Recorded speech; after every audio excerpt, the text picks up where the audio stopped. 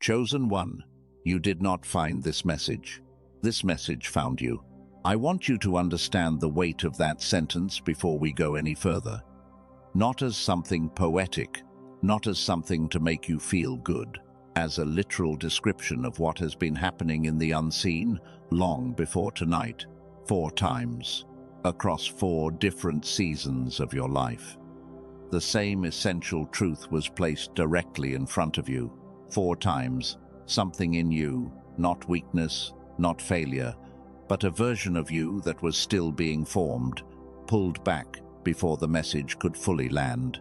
And 4 times, heaven did not close the door, did not withdraw the invitation, did not mark the attempt as failed and decide to move on.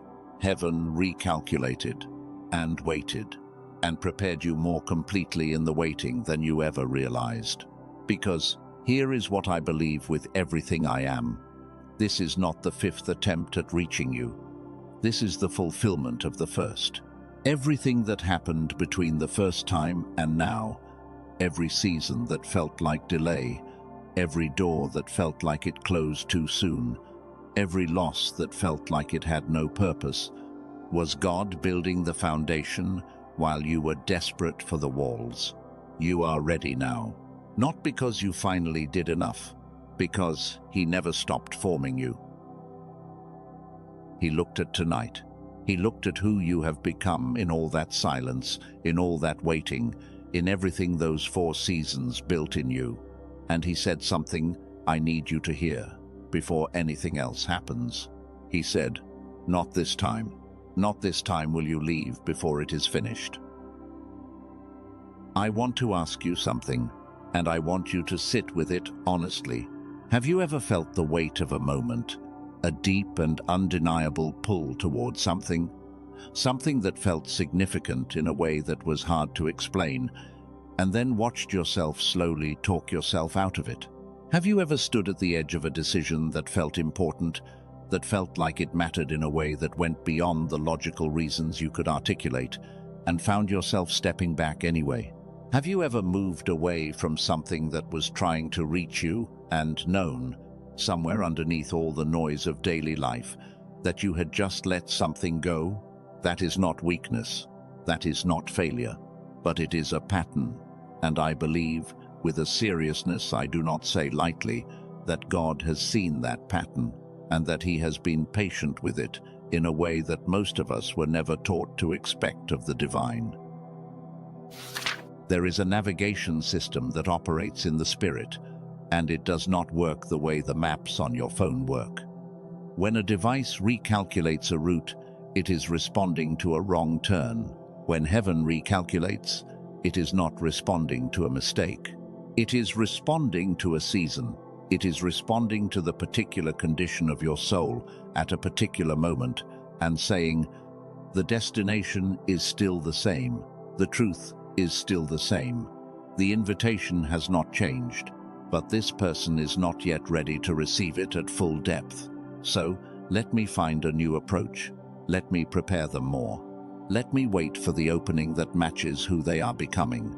And what I am telling you tonight is that heaven has been navigating toward you across 4 distinct seasons. 4 specific seasons, not random experiences, not coincidental hardships, but 4 carefully arranged moments where a route was opened and the message was sent. 4 times something about the timing meant the message could not fully land, and heaven, with a patience I find almost impossible to comprehend, kept the destination fixed and kept finding new roads. You are not here by accident. You are not here because of chance or coincidence or any force smaller than the one I am describing. You are here because the navigation system of something far greater than either of us finally found the route that matched who you have become after those 4 seasons. God does not abandon appointments. I need you to hear that. Really hear it. He does not send a message once and walk away if it goes unread. He does not extend an invitation and then rescind it because the timing was off the first time. There is a persistence in the divine that most of us have never been fully taught to recognize, a holy patience that keeps recalculating, keeps rerouting, keeps finding a new path toward the same destination. You are that destination. You have always been that destination. Now, before I show you the first season, before I open the first of the 4 times God tried to reach you, I want to tell you exactly what you are going to receive in this message if you stay.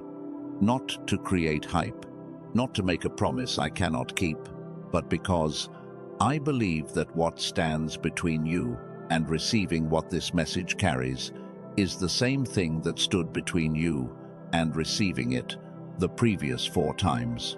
The temptation to leave before the most important part arrives. So, here is what I want you to know. In this message, you are going to discover the first time God tried to reach you, and it came through a season that looked like abandonment from the outside, but was something entirely different from the inside. You are going to be given language for what was actually happening during the period of your life, when the silence stretched so long, it started to feel like punishment. And I believe that language is going to heal something that has needed healing for a very long time. You are going to discover the second time, the season of the near miss, the door you stood in front of and did not walk through. And you are going to understand, for the first time, why that moment was not a failure, and why it was preparing you for something your discernment was not yet ready to carry. You are going to discover the third time, and this is the one that will require the most from you, because it involves something that was taken, something lost, and you are going to see what was happening in the unseen while that loss was occurring in the visible. You are going to discover the 4th time, and this one is different from all the others, because the 4th time, the barrier was not spiritual readiness. It was something in the frequency of your mind, and I am going to explain exactly what that means with a clarity that I believe will change the way you understand every unanswered prayer and every moment of feeling like heaven's signals could not reach you. And when all 4 are open, when you can see all 4 seasons for what they actually were, I am going to speak something over your life in the closing of this message that I believe you will carry with you long after tonight is over. That is what is waiting for you if you stay. Stay. Now let me tell you something about the architecture of what happened to you before I open the first season, because I do not think most people understand the structure of what God does when He is preparing someone to receive a truth of this magnitude. And if you do not understand the structure, you will spend the rest of your life interpreting the 4 seasons as random hardship rather than intentional curriculum. The word I want to give you is this: formation. Formation is not inspiration. Inspiration is fast. Inspiration comes and goes. Inspiration arrives, and you feel something, and then the feeling fades, and you are back where you started. Formation is slow. Formation works in the deep places. Formation happens in the seasons you did not choose, in the relationships that did not work out the way you planned, in the rooms where you sat with silence you did not want, in the losses that reshaped who you are at the level below what anyone can see. God is not primarily in the business of inspiring you. He is in the business of forming you. And the 4 seasons that I am about to show you were not interruptions to your life's purpose. They were the construction of the vessel that is capable of carrying it. Think about what it means to build a foundation for something large. You do not begin by raising walls. You do not begin by decorating rooms or adding windows or choosing the color of the paint. You begin underground. You go deep before you go high. And while you are digging and pouring and waiting for what is underground to set and harden, from the outside, it looks like nothing is happening. From the outside, it looks like the lot is still empty. From the outside, it can look like the project was abandoned.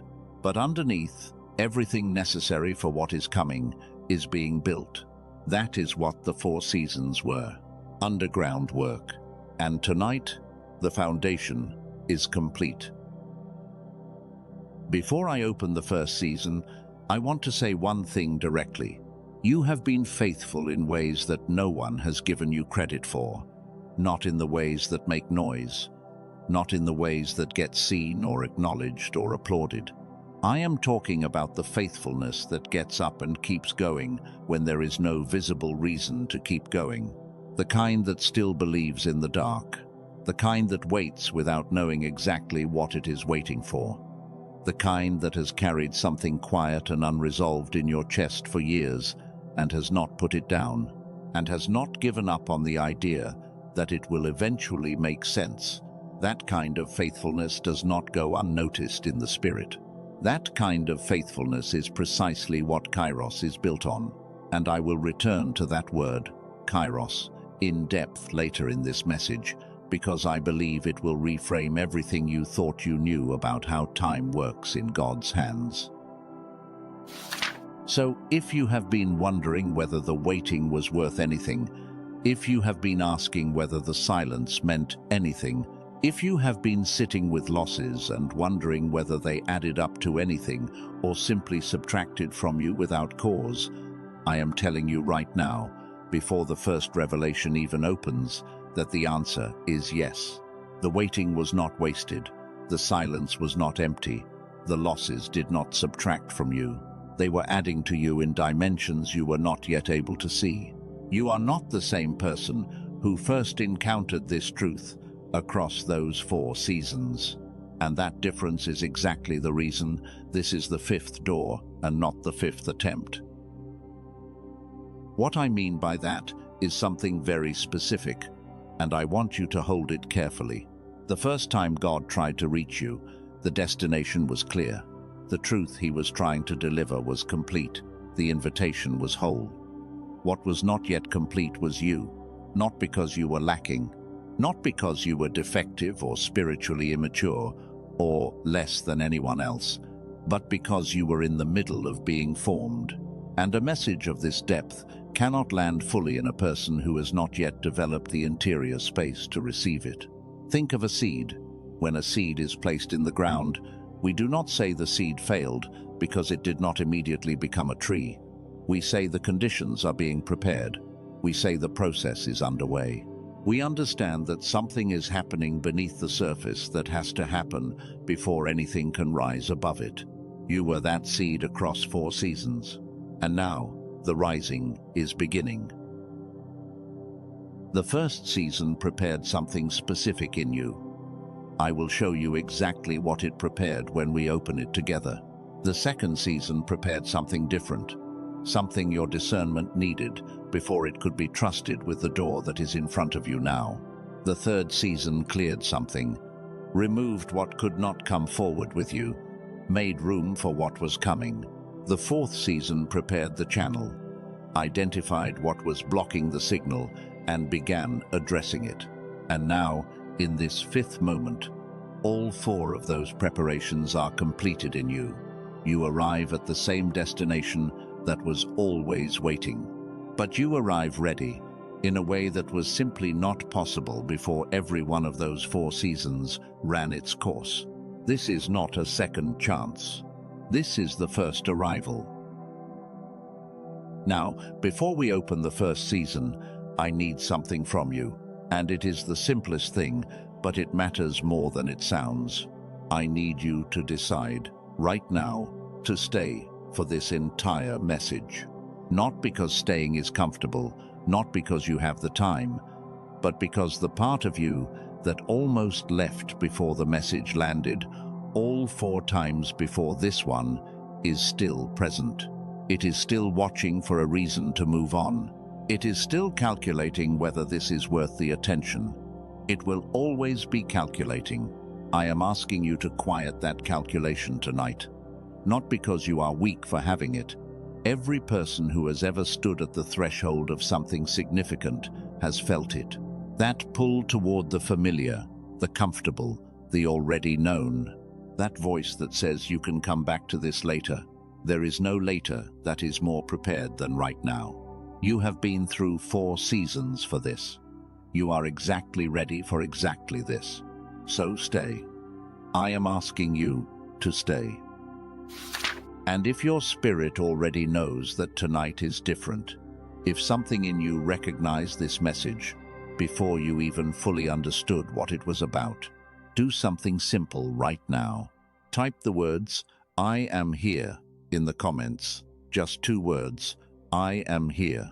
Not to perform something, not to prove something to anyone watching, just to mark the moment for yourself. Just to say, with those 2 small words, I am not running this time. I am present. I am receiving what was always meant for me. I am here. Now, let us begin, because the first time God tried to reach you, it did not arrive with a sign. It did not announce itself. It did not come in the way you would have expected if someone had told you that the most important communication of your spiritual life was on its way. It came as something most people spend years trying to escape. It came as silence. Let me paint a picture for you, and I want you to look at this picture carefully, because I believe many of you are going to recognize it. Not from a story you were told, from your own life. There was a season, somewhere in your history, maybe years ago, or maybe not that long ago, when something shifted. It was not dramatic. There was no single moment you could point to and say, that is when it changed. It was gradual, quiet. The way winter comes, not all at once, but in degrees, the light shortening a little each day, until one morning you wake up and realize the warmth you were used to has been gone for a while. The conversations with the people around you started to feel different. Not bad, not hostile, just thin, like you were speaking a language that everyone understood on the surface, but that no one was actually fluent in. You would sit in the middle of a group and feel further away than you ever had when you were physically alone. You would laugh when laughter was expected. You would answer questions. You would show up. But something underneath you was not satisfied with any of it. Something underneath you was looking for a depth that the environment simply could not provide. And so you began to pull back, slowly, quietly, not in anger, not in rebellion, but in a kind of instinctive self-preservation that you could not even fully explain if someone had asked you to. The gatherings became less appealing. The noise became more draining. The small talk that used to be fine now had a weight to it, not because the words were bad, but because they were not the words you needed to be saying or hearing. And in the space that appeared as all of that pulled back, something you did not know how to name moved in. Silence. Now, most people, when that silence arrives, interpret it as loss. They interpret it as something going wrong. The relationships that used to sustain them no longer do, and they conclude that they have been abandoned. The environments that used to feel like home now feel foreign, and they conclude that they no longer belong anywhere. The noise of the world begins to feel unbearable, and they conclude that something must be broken in them, because a normal person would not feel this. A person who had their life together would not be sitting alone wondering why nothing feels the way it used to. That is how most people interpret the first season. And that interpretation is the reason the message God was sending through it could not fully land. Because what was actually happening in that season was not abandonment. What was happening in that season was preparation. What was being activated in the silence was a capacity that cannot be developed anywhere else, under any other condition, at any other time. A capacity that God knew you were going to need before you even knew that what was coming required it. The capacity to hear the voice that does not use words. I want to show you something about the nature of that silence. Something from the ancient text that most people walk past without stopping to see what it actually contains. There is a Hebrew word. The word is paga. It appears in Scripture in ways that most English translations soften, but in its original form, it carries a meaning that I believe will change the way you understand what God was doing in that season. Paga means to intercept, to fall upon someone on purpose, to reach out and make contact in a way that cannot be mistaken for accident. It is not a passive word. It is not the word for waiting quietly in the corner until someone notices you. It is an active word, an intentional word, a word that describes something or someone moving deliberately toward another with purpose. In the season of your silence, God was not withdrawing. God was Paga-ing you. He was intercepting you. He was removing the noise, not to punish you with quiet, but to create the conditions in which a particular kind of contact could happen. The kind that requires stillness to receive, the kind that cannot compete with the volume of a social life running at full speed. The kind that speaks in a register that most people live their entire lives without ever tuning into, not because they are not chosen ones, but because they never went through a season that forced them to stop and listen. You went through that season. You were not abandoned in the silence. You were intercepted in it. Now I want to give you something specific to recognize, because I have found that when people look back at the first season, they often see the shape of it, but they cannot name the individual marks it left. And naming something is part of how we stop being controlled by it and start being informed by it. Here are the signs of the first season, and I want you, as I name each one, to let yourself honestly acknowledge whether it matches what you remember, not in a forced way. Not in a way that requires you to contort your experience to fit a template, just honestly. The first sign was a change in your tolerance for noise.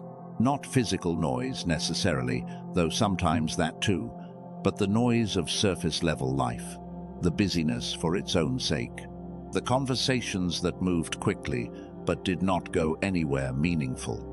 You found yourself less able to bear environments that used to feel perfectly normal. You were not being difficult. Something in you was being recalibrated. Your tolerance for shallow was decreasing because you were being called to go deep. The second sign was an appetite for questions that no one around you seemed to be asking. Questions about purpose. Questions about why certain things were happening to you. Questions about whether there was more to life than what you were being shown by the people in your immediate circle.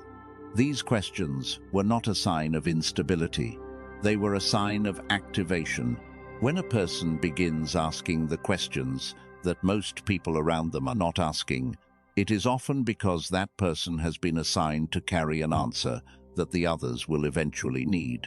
The third sign was a sense that the relationships in your life were being sorted.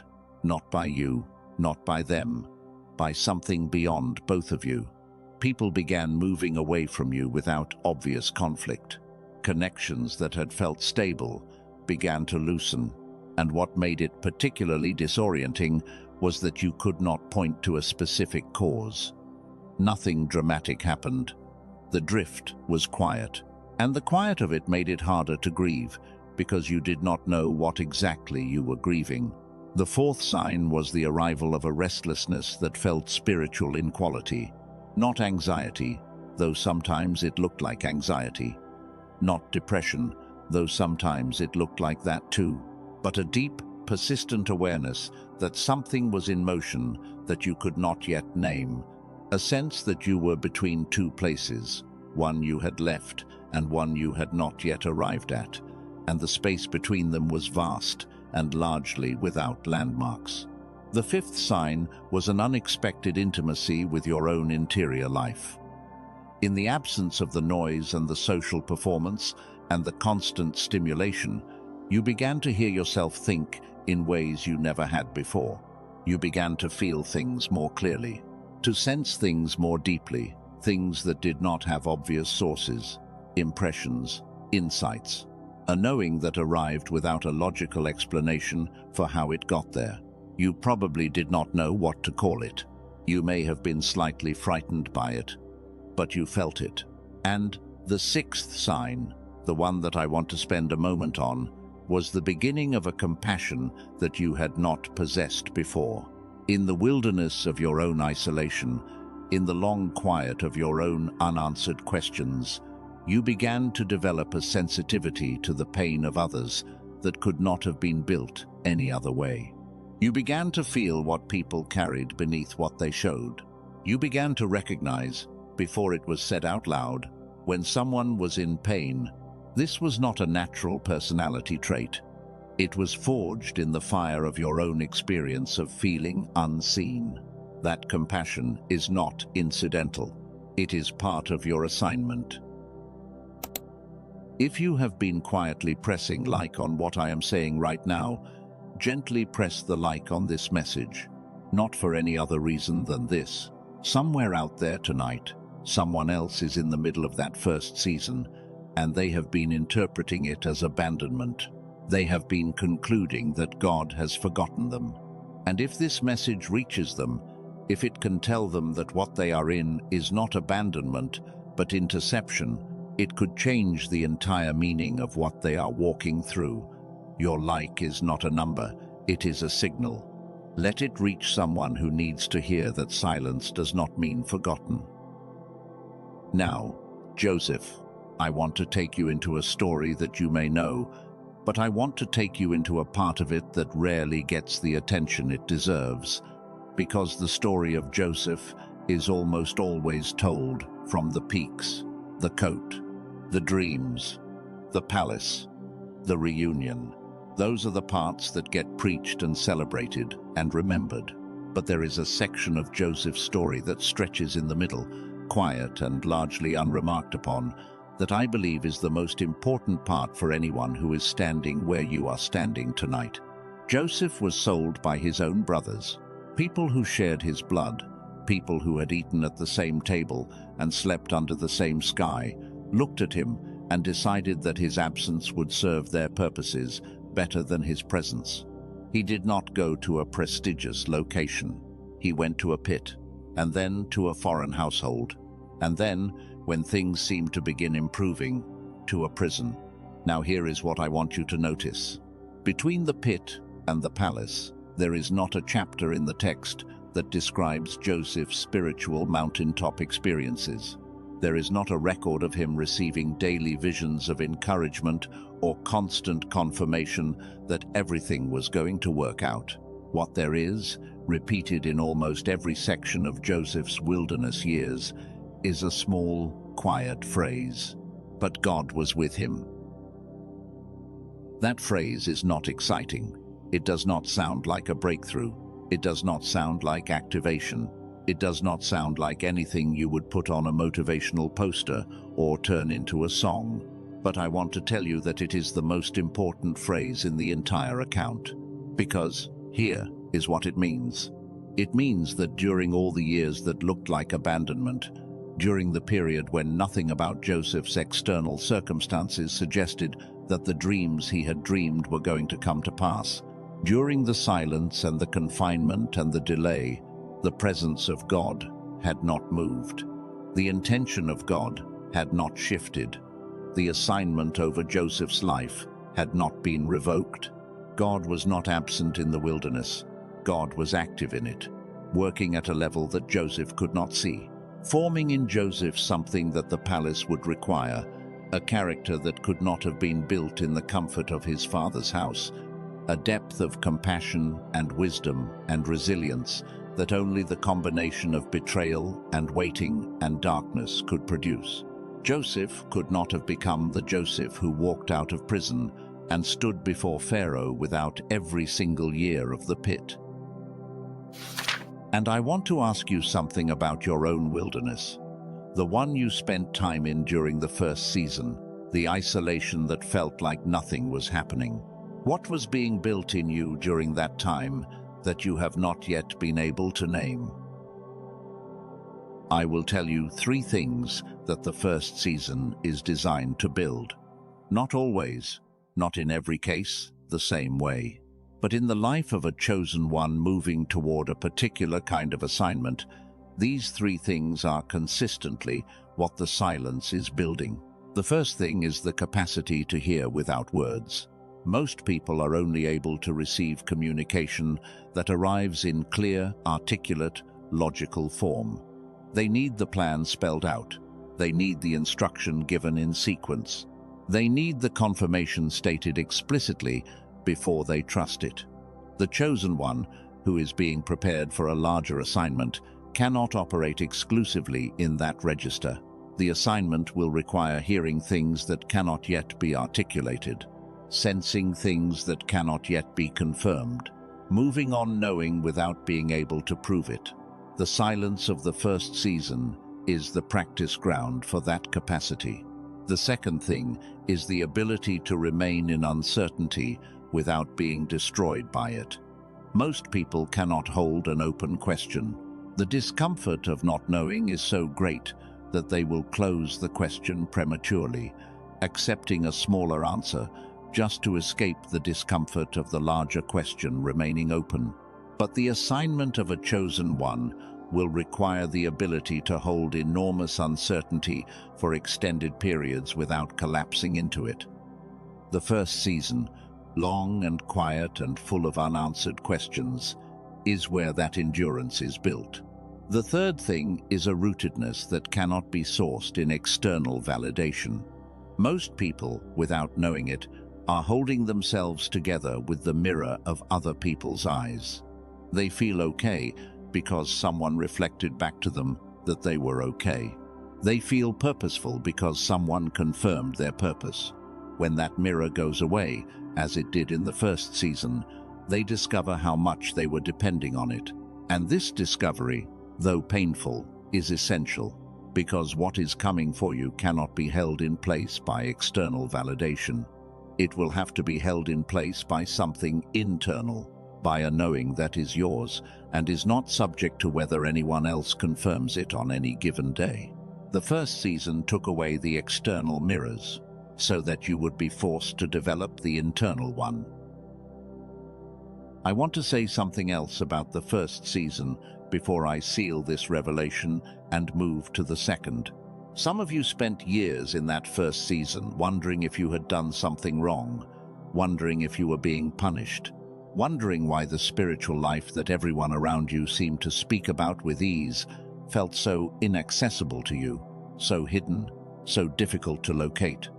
You went through the motions, you said the right words, you showed up to the right places, and still the silence persisted, and you began to wonder, quietly, whether you were simply someone who would not get what other people seemed to receive. I want to address that directly. The silence was not a withholding. The silence was a language, and it was speaking specifically to you because you were one of the few people in your environment who had the capacity to eventually hear it. The silence did not come to the people around you who seemed to be receiving more easily, because they did not have your assignment. And your assignment required this particular formation. The ones who are being prepared to carry the most are always the ones who are put through the most thorough preparation. Now, I want to give you the reframe that I believe is the seal of this first revelation. The first time God tried to reach you, He did not send a loud message. He did not open the sky. He did not arrange a dramatic sign. He sent a season of profound quiet, and then He waited to see if you would develop the capacity to hear within it, rather than spending all your energy trying to escape it. And even if you spent that season primarily trying to escape it, even if you filled the quiet with noise as fast as you could, even if you did not know how to receive what was being offered, something in you still developed during it. Something you are carrying right now, in this moment, that you could not have been carrying if that season had not happened. The capacity to hear in the dark. The first time He tried, He was teaching you to hear the voice that does not use words. That lesson is now complete, and it prepared the ground for the second time. He tried. The second time God tried to reach you, He did not use silence. He used an open door. And I want to take you somewhere specific right now. Somewhere you may not have visited in a while, or somewhere you visit more than you would like to admit. In the quiet moments when your mind drifts back to a certain period of your life and lingers there with a feeling you still have not quite been able to name, there was a moment, a specific moment, or a specific season of moments clustered together when something stood in front of you. An opportunity, a relationship, a direction, a choice. Something that felt significant in the particular way that significant things feel, not loud, not urgent in the way emergencies feel urgent, but weighted, quiet and weighted, like a door made of something heavier than wood, like something that, if you walked through it, would close behind you in a way that was permanent. Not dangerous, just permanent. You remember it. You may not remember the exact date or the exact words that were spoken or the exact form it took, but you remember the feeling of standing in front of it. You remember the moment when it was real and present and available, when the answer to whether you would walk through it was still genuinely open, and you remember, even if you have not let yourself fully acknowledge it, that you chose not to go through it. Now, before I say anything else about that moment, I want to say something important. What happened next? The voice that came in, the reasoning that arrived, the logic that built itself up between you and the door until the door no longer seemed as available as it had a moment before. That voice was not stupidity. It was not spiritual immaturity. It was not simple fear in the way that fear is usually dismissed as something small and embarrassing. It was something more sophisticated than that, and it deserves to be understood, not judged. There is something that happens in the psychology of a chosen one that I want to name, because I believe most people who have experienced it have never had it named properly. And what goes unnamed tends to run your life from underneath rather than being understood and worked with from above. When a chosen one stands at the edge of something real, something that actually aligns with their assignment, something that is genuinely the right door, and not just any door, a very particular kind of resistance activates. And it is not the resistance of someone who is afraid of failure. It is something more precise than that. It is the resistance of someone who, at some deep level, understands the weight of what is on the other side of that door. It sounds like this. What if I walk through it and ruin it? What if I am not actually ready, and the door opens me up before I am prepared to hold what comes flooding in? What if the version of me that walks through that door is not the version that deserves to be on the other side? What if I get there and discover that everything I believed about myself was overstated, and I am exposed in a way from which I cannot recover? That is not fear of failure. That is fear of the responsibility that comes with success. And it is, in a strange way, one of the signs of a chosen one, because it is only the person who has a genuine sense of the weight of their assignment who develops this kind of resistance at the threshold. The person who does not carry that sense walks through doors carelessly.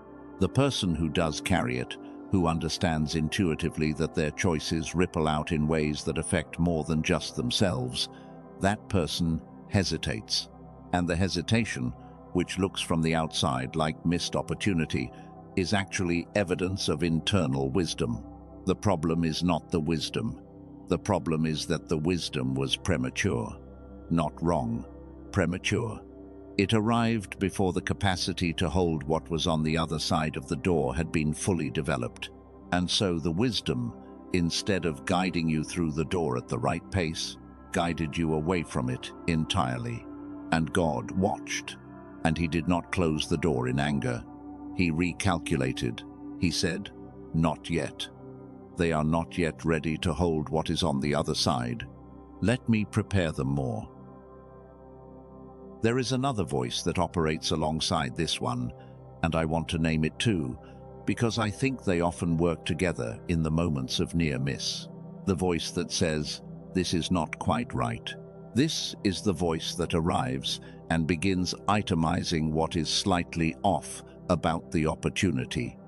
The timing is not perfect, the circumstances are not ideal, the people involved are not exactly who they should be. The conditions have a flaw, and the list of imperfections grows, slowly and convincingly, until the door that was real begins to feel like a door that would have led nowhere good. This voice also sounds like wisdom.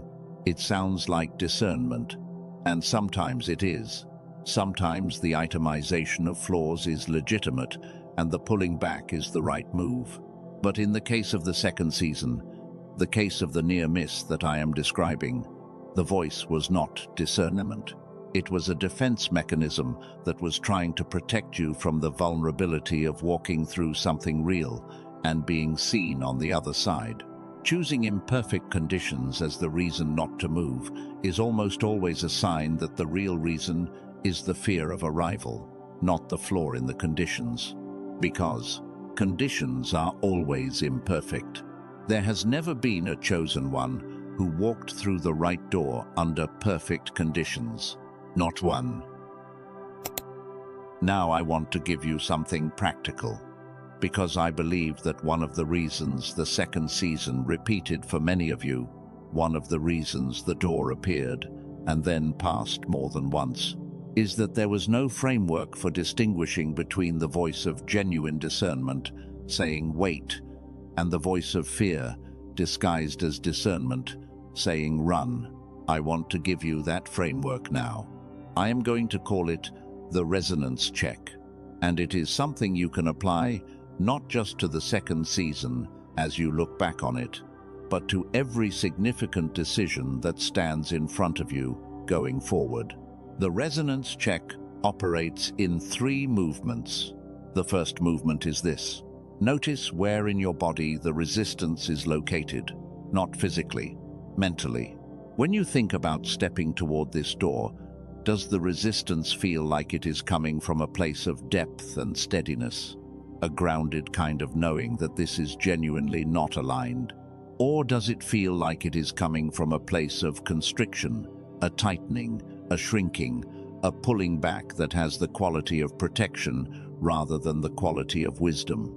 Genuine discernment tends to have a quality of settled clarity. It does not panic, it does not itemize. It simply knows and holds that knowing without requiring external justification. Fear, dressed as discernment, tends to accelerate.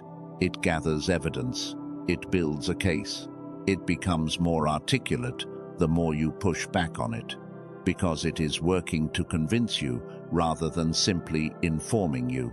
The second movement of the resonance check is to ask a specific question, not the question most people ask, which is this the right door? That question is almost impossible to answer with certainty, and asking it invites the voice of fear to present its case. The question to ask instead is, am I moving away from this because it is genuinely not aligned, or because it is genuinely real? Real things can be frightening. Real things carry weight. Real doors are the ones that have real consequences on the other side, and the gravity of those consequences is exactly what activates the resistance. The third movement is time, not the chronos time of waiting forever for perfect conditions, but a brief and intentional pause in which you sit with the decision without performing an answer to it. In that pause, what tends to emerge is whether the settled clarity of genuine discernment is present, or whether the constriction of fear is gradually loosening as the door still stands open. This is the resonance check. Apply it, not as a formula, as a practice of honest attention to what is actually happening inside you versus what you are telling yourself is happening. Now let me take you to Moses, not to the burning bush, not yet, but to the 40 years that preceded it. Because Moses had a moment, long before the burning bush, when the door was opened, when he saw injustice and responded to it, when something in him that was aligned with his actual assignment, the assignment of being a deliverer, moved him to action. and it did not go the way it was supposed to go.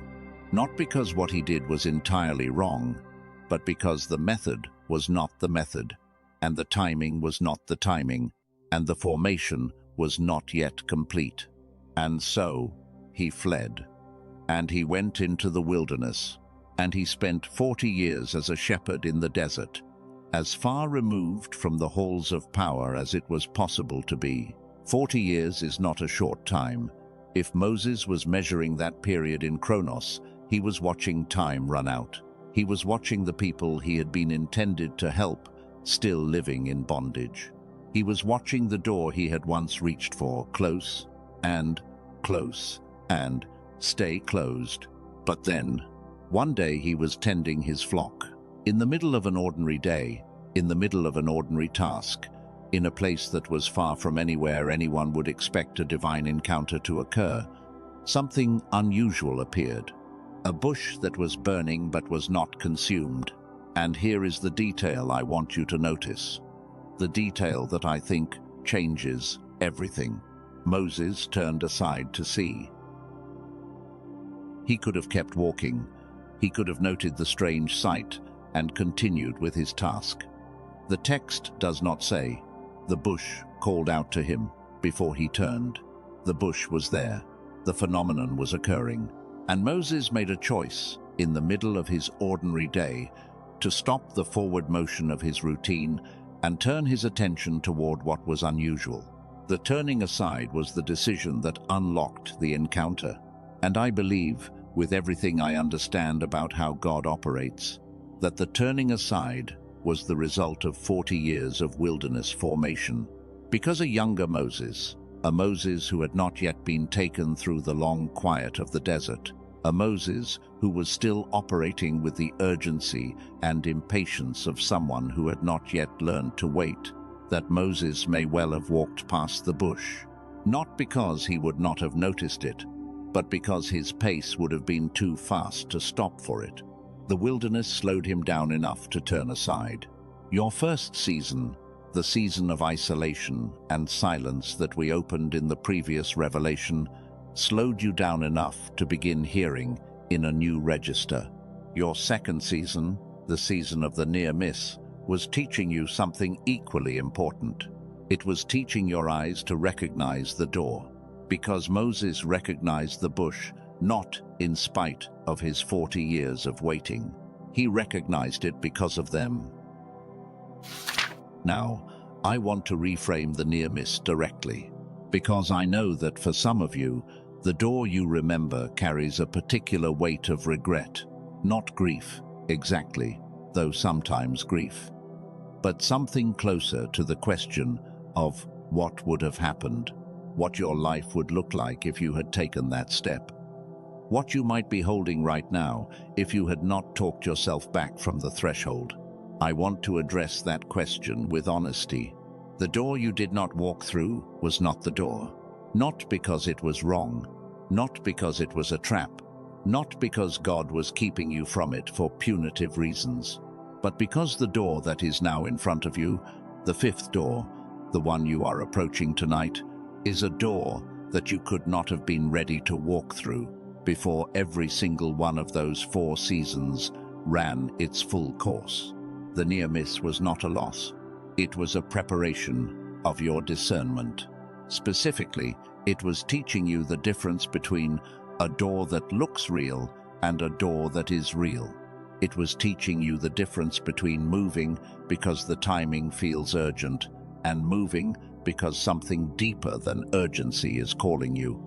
It was training the same capacity that Moses developed across 40 years of tending sheep, the capacity to turn aside when something genuinely significant appears, because you have been slowed down enough and quieted enough and formed enough to recognize it for what it is, rather than walking past it at full speed. And I want to say something directly to the part of you that has been carrying guilt about the near miss. You are allowed to have been afraid. You are allowed to have been uncertain. You are allowed to have heard the voice that sounded like wisdom and trusted it, even when it was leading you away from something real. You are allowed to have needed more formation before you could hold what was on the other side of that door. You are allowed to have not been ready, because being not ready in that season was the condition that produced the readiness you are carrying into this one. The door you did not walk through was not taken from you because you failed. It was prepared more fully while you were being prepared more fully. And what is waiting for you now is not what was waiting for you then. It is what that original invitation has grown into across all the seasons of your becoming. There is one more thing I want you to receive from the second season before I seal this revelation and move to the third. The near miss gave you something that, walking through the door in that earlier season, could never have given you. It gave you the experience of your own resistance. It showed you the voice that sounds like discernment, but operates from fear. It let you see, in the compressed clarity of a moment that passed, exactly how your internal navigation system can be hijacked in the moments that matter most. You know the voice now. You know what it feels like when it is operating. You know the quality of the reasoning it produces, the way it gathers evidence and builds a case, and sounds more persuasive the more important the decision is. You know it from the inside, not from a description someone gave you about it. And that knowledge is precisely what will make the difference at the fifth door. Because this time, when the voice arrives, and it will arrive, you will recognize it before it has the chance to complete its work. You will be able to name it for what it is, not wisdom, not discernment, not a sign that the door is wrong, but the sound of a formation that is still incomplete, trying to keep you from what your completed formation is now ready to receive.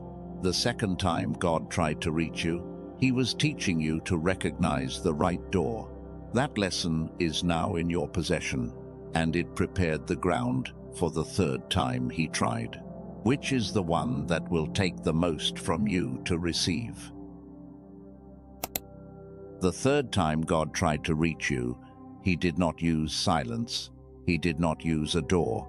He used something that most people, when it happens to them, can only interpret one way. He used removal. Something was taken from you. And I want to be very careful here, because what I am about to say is not the kind of thing I will rush through, and it is not the kind of thing I will dress up with spiritual language to make it more palatable than it actually was.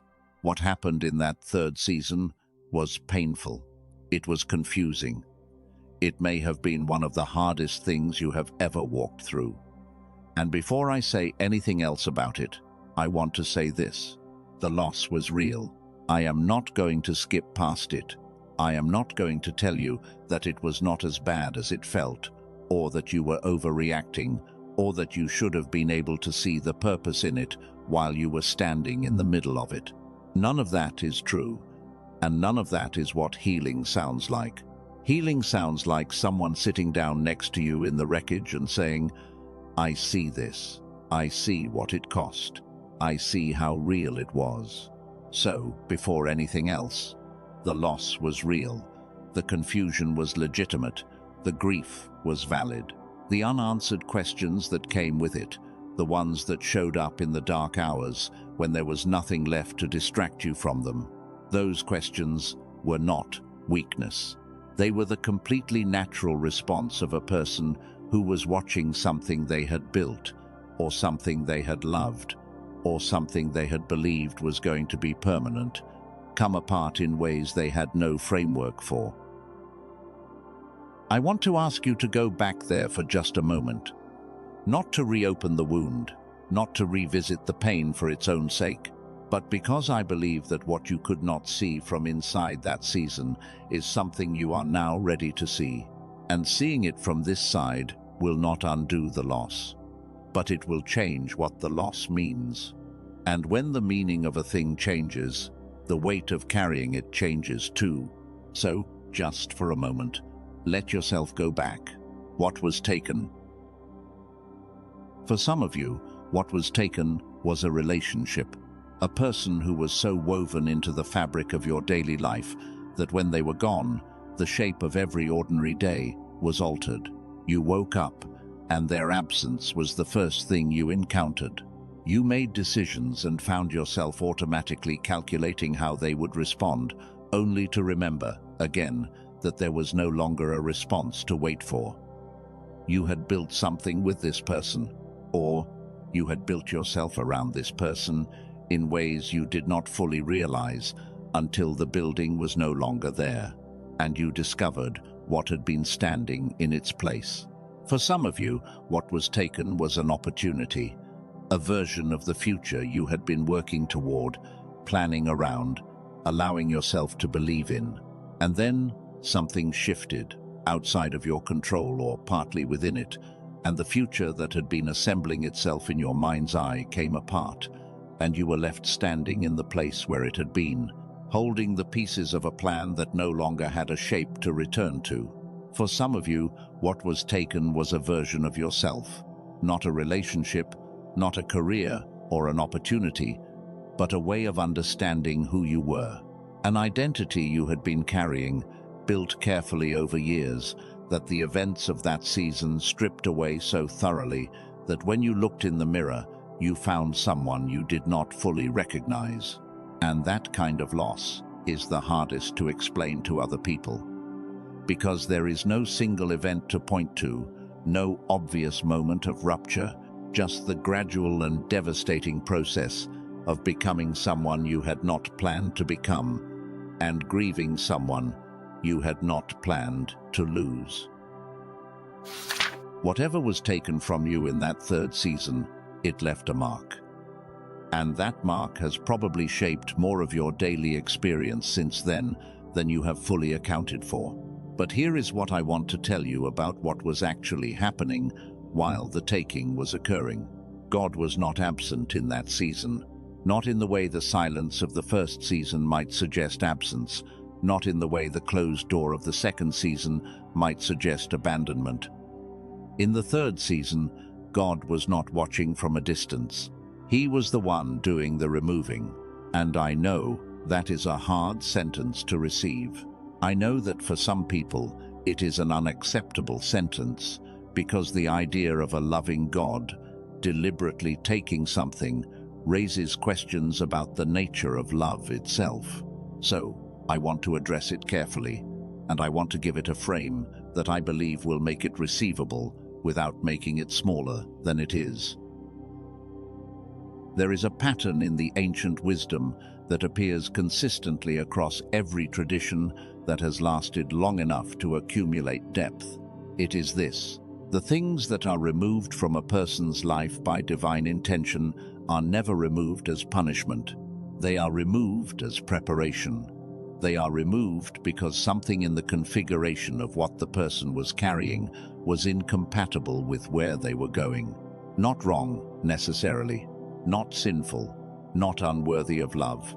Just incompatible with the next season. And the next season was not optional. Think about a tree in winter. The leaves do not fall because the tree has failed. The leaves fall because the tree is preparing to do something that requires a completely different form.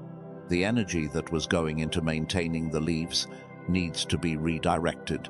The branches that looked bare and dead are not dead. They are resting. They are consolidating.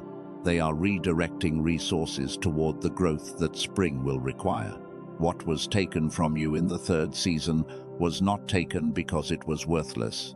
It was taken because the season ahead required you in a different configuration. And that reconfiguration could not happen while you were still holding what you were holding. Now, I want to give a name to something specific that I believe many of you went through in that season. Something that sat alongside the primary loss and made it harder in a particular way. When something significant is removed from a person's life, and especially when a relationship is among the things removed, there is a secondary experience that tends to arrive quietly and then build into something that becomes harder to carry than the original loss itself. It is not quite grief. It is not quite anger. It is something more internal than either of those, and it sounds like this. What does it say about me that I am leaving this behind? What does it say about me that I have outgrown this person? What does it say about me that the things I used to find satisfying no longer satisfy me? Am I abandoning people who were loyal to me? Am I becoming someone cold? Am I allowed to walk away from something that was once real, even if staying in it is costing me the person I am becoming? That is not grief. That is guilt. Specifically, it is the guilt that comes with growing past something or someone who cannot come with you.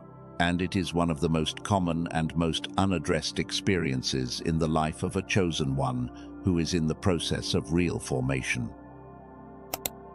I want to address it directly, because I have seen this particular guilt do more damage to more chosen ones than almost anything else.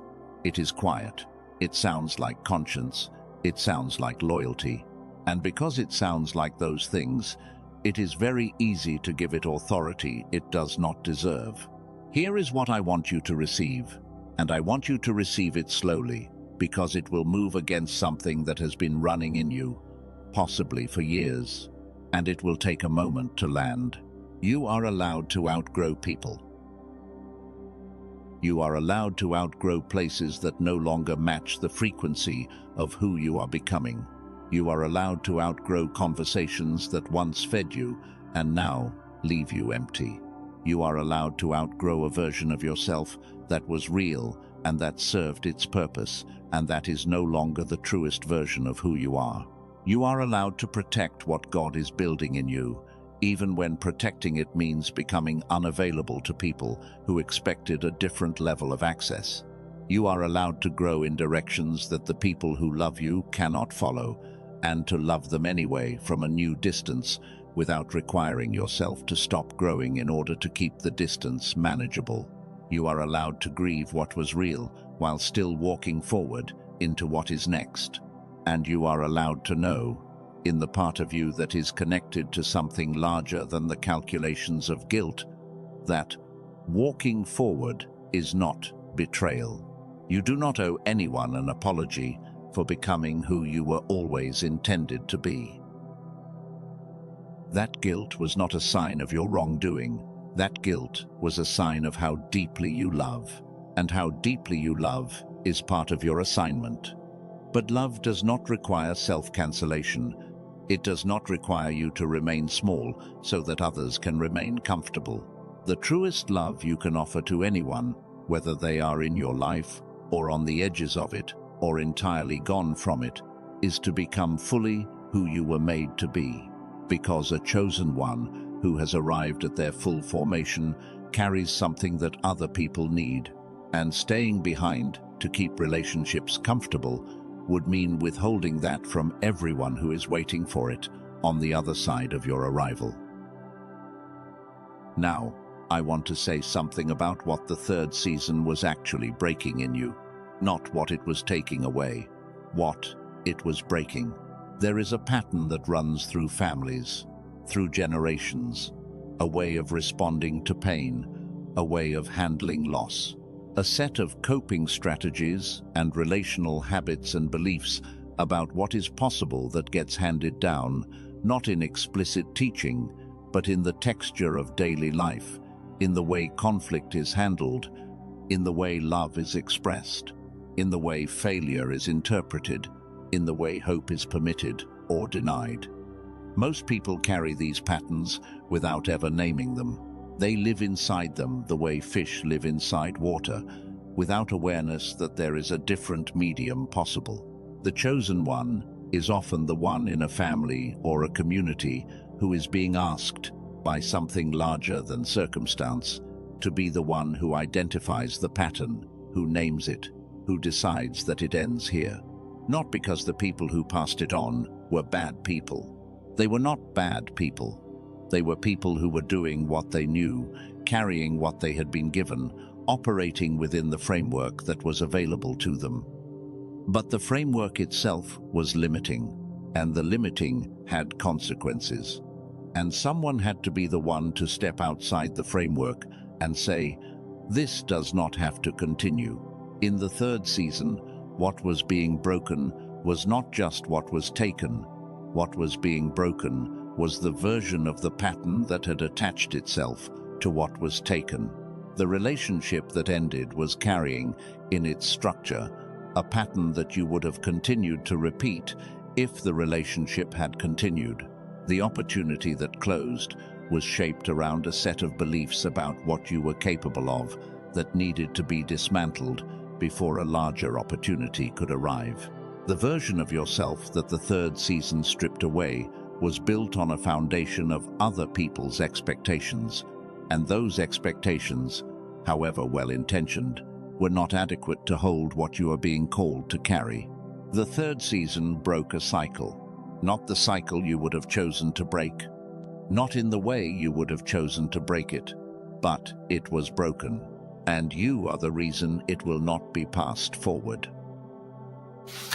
I want to tell you something about someone I know of, and I am going to share this the way it was shared with me, without a name, because the person's name is not the point.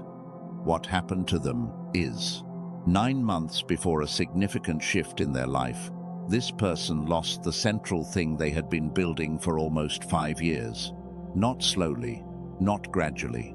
In the space of about 2 weeks, the structure that had organized their professional life, their sense of purpose, and most of their daily relationships collapsed. What they had believed was stable turned out to have been dependent on conditions that shifted without warning. By the end of those 2 weeks, the work was gone. Several of the relationships were gone, and the identity that had been built around both of them was gone as well. They described the experience later as standing in a field where a building had been, holding a single brick, wondering how a brick was supposed to be useful now that there was no building. What followed was a period of 9 months that looked, from the outside, like stagnation. They were quiet. They withdrew from most of the social landscape they had previously occupied. They did not immediately try to rebuild what had been lost. And the people in their life who were watching became concerned, because from the outside, the 9 months looked like depression, like giving up, like someone who had been broken by what happened and could not find their way back. But something was occurring in that quiet that was not visible from the outside. The person was going through a fundamental recalibration of what they believed was possible for their life. The loss had removed the ceiling that their previous structure had imposed. The grief had cracked open a room in their interior life that had never been fully accessed. And in the combination of those two things, a clarity was emerging about what they were actually supposed to be doing that could not have emerged while the old structure was still standing. Because the old structure, though real and though built with genuine effort, had been built around what was possible, not around what was intended. And there is a difference between those two things that most people never have occasion to discover, because most people never have the old structure removed. On a day about midway through those 9 months, while they were simply sitting quietly in a space they had created for themselves, a direction arrived. Not a dramatic vision, not a burning bush moment. A clear, quiet, specific sense of what the next thing was and who they were supposed to be in relation to it, and why the previous 5 years of building, including the collapse, had been preparation for exactly this. They followed it. Within the following year, what they built using what the previous season had formed in them was larger in every dimension than what had been lost. Not because they were more talented than before, because they were more themselves than before.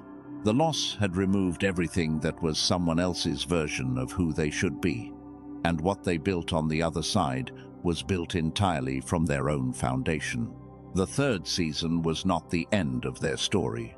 It was the clearing. That is what I want to say to you about what was taken from you. It was not taken from you because you did something wrong. It was not taken from you because you were being punished or because the divine had looked at your life and decided you did not deserve what you had built. It was taken from you because what you were building it around was a ceiling, and the ceiling needed to come down before the real building could begin.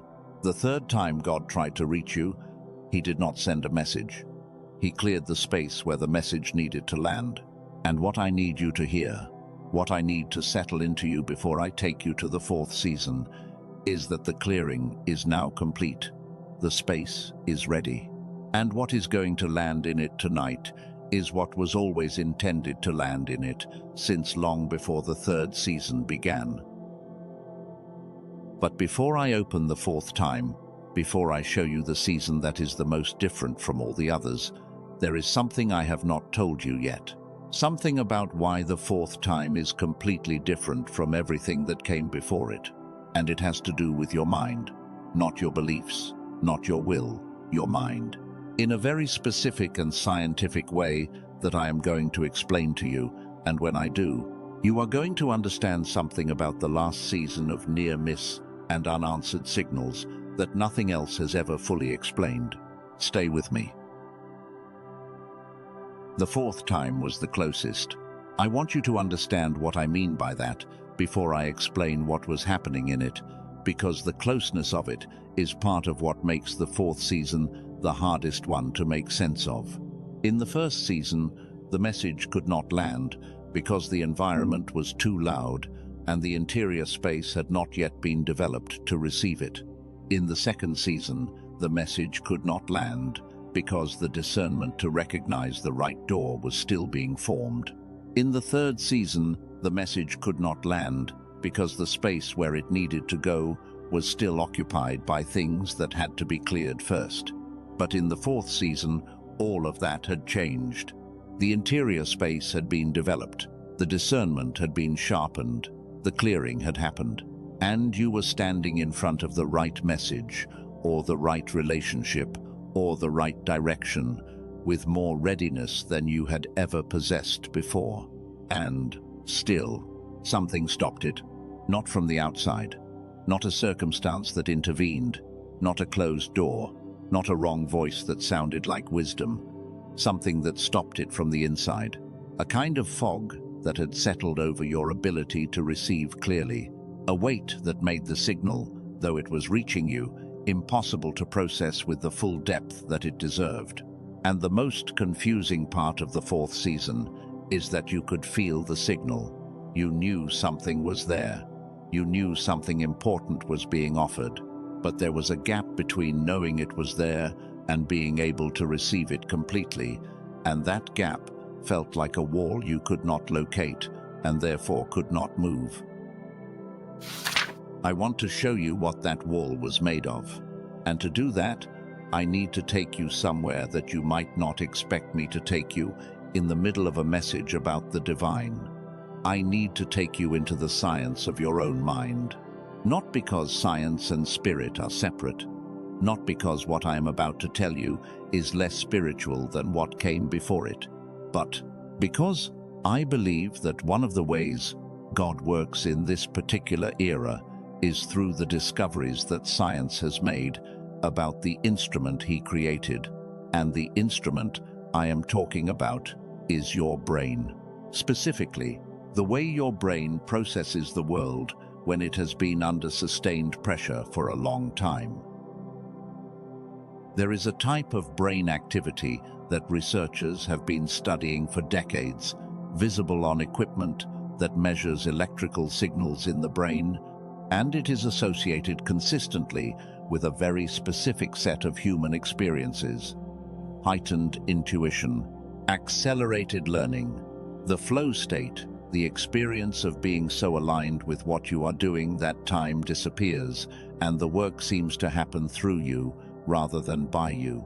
Moments of sudden clarity, what scientists sometimes call eureka moments, where a solution or an understanding arrives not as the result of labored reasoning, but as a kind of immediate knowing, deep compassion. The ability to read a situation or a person with accuracy that goes beyond what the available information would logically support. This type of brain activity is called gamma wave activity. Gamma is the highest frequency measurable in the human brain, and it has been documented at MIT, at Harvard, at Stanford, at Princeton, at Berkeley, at Columbia, and at the Einstein Center in Berlin, among others. This is not fringe science. This is some of the most rigorously studied territory in modern neuroscience. And here is what I need you to understand about gamma, because it is going to explain something about your life that I believe nothing else has fully explained. Every human being is born with the capacity for gamma activity. In fact, children under the age of 7, before the full weight of the modern world's expectations and structures and pressures has settled onto them, show some of the highest gamma activity ever recorded. If you have ever watched a young child learn something new, the speed of the absorption, the joy in the process, the way they seem to pick up entirely novel concepts without the effort that adults invest in equivalent learning, you are watching gamma at work. That ease, that absorption, that natural intelligence that operates more like a river than like a machine. That is what gamma feels like from the inside. And then something happens.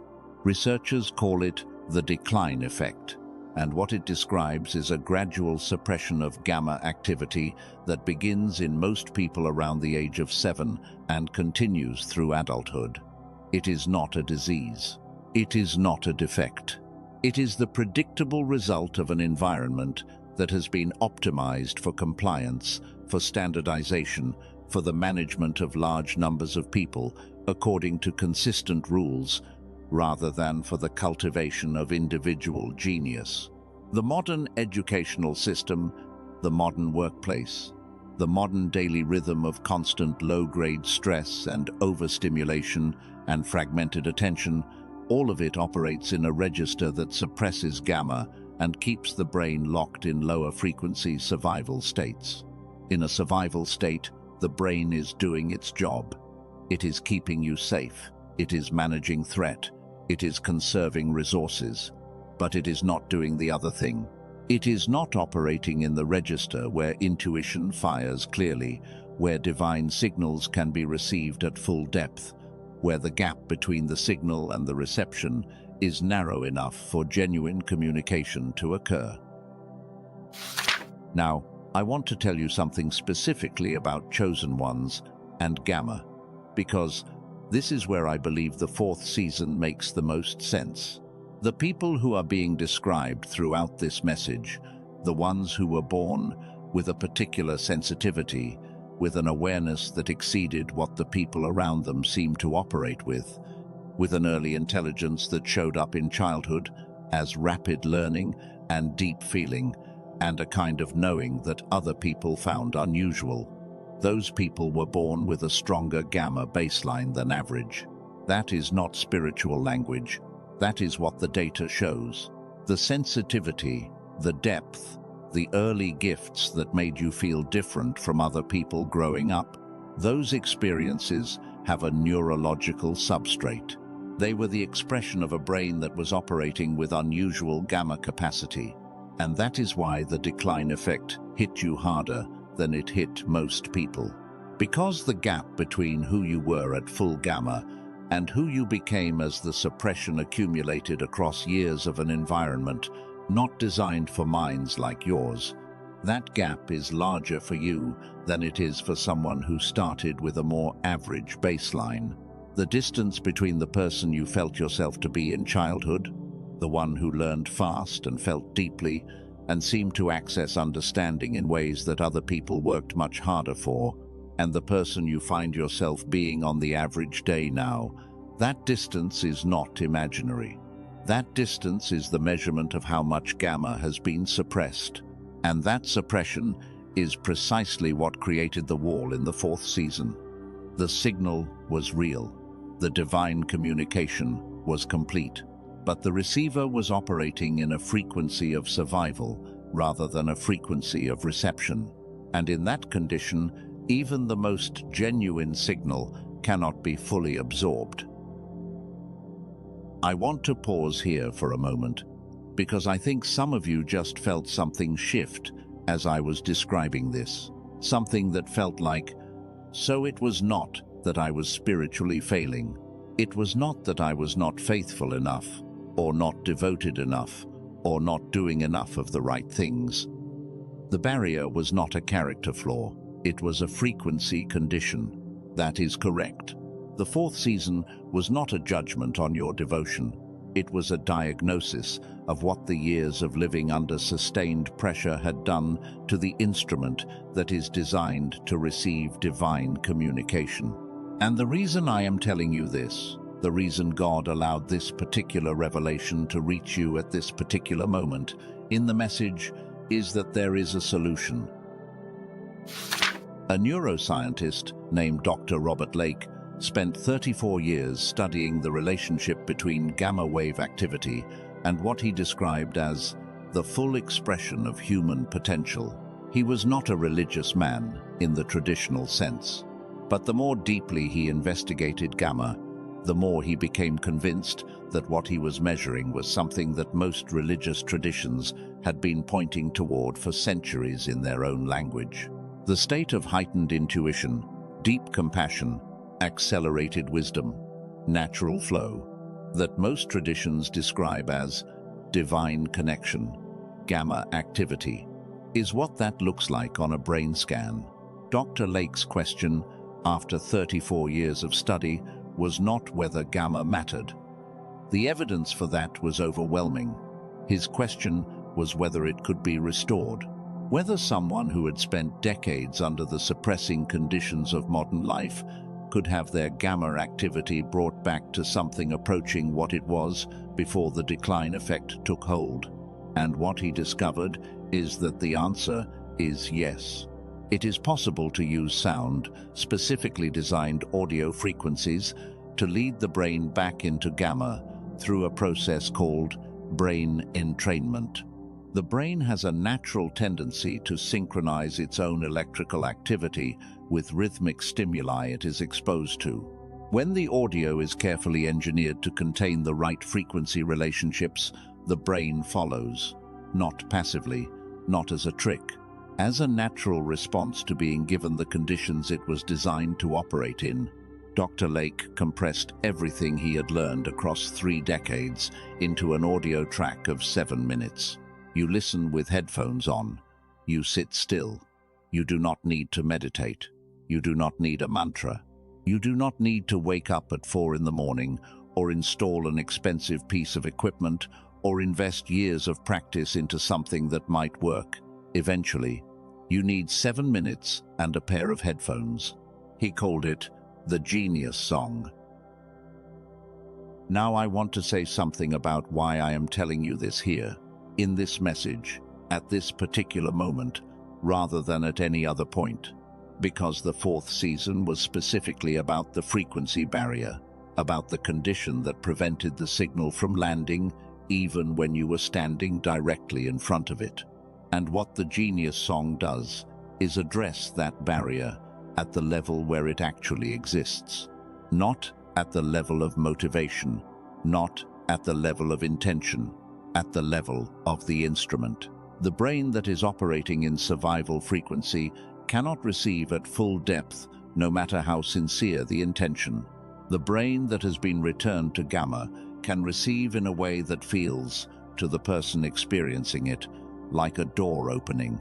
The genius song is not a product in the way that word usually sounds. It is a recalibration. It is the specific tool that addresses the specific barrier of the 4th season. Now I want to be honest with you about something, because I believe honesty is the foundation of any trust that is worth having. The traditional methods for restoring gamma exist. Biofeedback therapy, where a clinician uses monitoring equipment to help you train your own brain activity, can produce genuine results. It costs approximately $300 per session. The home devices that allow you to do something similar on your own schedule range from $4,000 to $7,000. And dedicated meditation practice, the kind that research shows can genuinely shift brain frequency, requires years of consistent daily effort before the gamma benefits become measurable. Most people will never access any of those options. That is the honest reality, and it is part of why Dr. Lake, at 73 years old, made a decision that had nothing to do with commerce and everything to do with what he described as his actual mission, which was to get this technology to the people who needed it, rather than only to the people who could afford the traditional access points. The 7-minute audio is the result of that decision, priced at $49 for anyone who encounters it in the general marketplace. But for the people who are receiving this specific message tonight, the people who have been through the 4 seasons and are standing at the 5th door, the price is $39. That is not available on Amazon. It is not available on any other platform. It is available through the link in the pinned comment below this message, and only through that link. When you receive it, it arrives by email immediately as a digital file. You can begin tonight. 4 additional gifts come with it at no additional cost.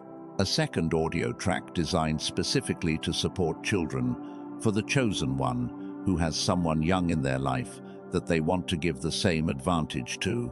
A classic text, the book that the film The Secret drew from, concerned not with the simplified version of that message, but with the deeper and more practical original, valued at $20 on its own. A guided visualization for 4 specific areas of life, and a reference document outlining the 5 habits that the research consistently associates with the most significant life transformations. All of it for $39. And if, after listening, you do not feel a difference, you receive the full amount back. No conditions, no complicated process. No questions that make you justify your experience to someone who was not having it. The guarantee is unlimited. If it does not work for you, it costs you nothing. The only risk is not trying. One thing I want to make sure you understand before we move forward. There are versions of this circulating in places that are not the authorized source. Audio files that use the name but do not contain the actual brain entrainment technology. Sound recordings that function as ordinary music but carry none of the frequency engineering that makes the original effective. These copies exist because the results that people experience with the authentic version have created demand, and demand always attracts imitation. The way to be certain you are receiving the genuine technology, including the 4 bonuses and the complete guarantee, is the link in the pinned comment. Not a search engine, not a streaming platform, not any other source. The pinned comment. That is the only place it is the real thing. Now, I hear the Father saying something specific in this moment, and I want to frame it the way I always frame these moments, as something being placed on my heart for you, not as a claim about what God is literally speaking, but as something I believe the Spirit is pressing into this message for the chosen one who needs to receive it. I hear the Father saying, "Not this time. Not this time will the signal be blocked. I am giving you access to the frequency I placed inside you before the world turned it down. The receiver I built in you before you were born is still intact. It has only been operating below its capacity, and I am restoring it." The 4th time God tried to reach you, he could not break through the frequency barrier with circumstance alone, because the barrier was not circumstantial. It was neurological, and it required a neurological solution. And the reason you are hearing about that solution at this exact point, in this exact message, at the end of the 4th revelation, is that it is part of the 5th. The tool has been placed in your path as part of the 5th approach, as part of the fulfillment. Now, let me show you what the 5th looks like. Let me show you what changes when you arrive at the same destination with all 4 seasons completed in you, with the frequency barrier identified and addressed, with the capacity to hear, the discernment to recognize, the clearing that was necessary, and the receiver finally operating at the level it was designed to operate at. Let me show you the 5th door. I need to tell you the deepest thing now. Not deeper in the sense of more complicated, deeper in the sense of the thing that sits underneath everything else I have shown you. And that, when you fully receive it, will make every one of the 4 seasons make sense in a way they have not fully made sense until this moment. So take a breath with me. Here is the truth. This is not the 5th attempt. This is the fulfillment of the 1st. I want to sit in that for a moment before I explain it, because it is the kind of sentence that the mind wants to move past quickly, and I need you to resist that instinct. Let it stay where it landed, because if you receive it fully, it is going to reframe not just the 4 seasons, but everything you have ever believed about what it means to be late, to have missed something, to have needed so many approaches before something finally arrived. You are not someone who failed 4 times and is now getting a 5th chance. You are someone for whom a single intention of the divine, formed long before you were aware of it, has been unfolding across 4 distinct seasons of preparation and has now arrived at the moment of its completion. This is not another attempt. This is an arrival. The ancient Greek language had a word that I want to give you, because I believe it is one of the most important words that most people who speak English have never encountered. The word is kairos. Greek has 2 different words for time. Most people who have learned about this know the more common one, chronos. Chronos is the time that clocks measure. It is the time that accumulates in equal increments, second by second, day by day, year by year, the time that runs out, the time that passes, whether or not anything significant happens within it. Chronos is the time that makes you feel late. It is the time that measures how old you are and compares it to how old you thought you would be when certain things had happened. Chronos is the time that most people spend most of their lives measuring themselves against. Kairos is something entirely different. Kairos is appointed time. It is the time that contains meaning. It is the moment that exists not because the clock arrived at a particular number, but because everything that needed to be in place before this moment could occur has now come into alignment. Kairos cannot be measured by a clock. It cannot be predicted by a calendar. It is recognized, not calculated, and when it arrives, it carries a quality that Chronos time does not carry. A quality of fullness, of completion, of being the moment that was always meant to exist, arriving at exactly the time it was always meant to arrive. Right now, you are not in Chronos. You are in Kairos. The 5-year wait, the 10-year wait, whatever length of time your Chronos mind has been measuring as delay, that is not the relevant measure for this moment. The relevant measure is this: have all the seasons of preparation reached their completion? And the answer, which I want to give you with the full weight of what has been shown in this message, is yes. The 1st season completed its work. The 2nd season completed its work. The 3rd season completed its work. The 4th season identified the barrier and provided the tool to address it. The formation is complete, the ground is ready, the receiver is being restored, Kairos has arrived, and the divine did not deliver the message a single moment before the Kairos was ready. Not because God was withholding, because Kairos cannot be forced. It can only be prepared for and received. Now, I want to do something together that I believe will anchor everything this message has delivered into a specific and usable understanding that you can carry with you. I want to walk through the 4 seasons one more time, not to revisit the pain, to see what each one gave you. What felt like abandonment in the 1st season was actually incubation. What felt like silence was actually God speaking in the register that required the most development to hear. What felt like being left alone was actually being placed in the only conditions under which a particular capacity can be formed.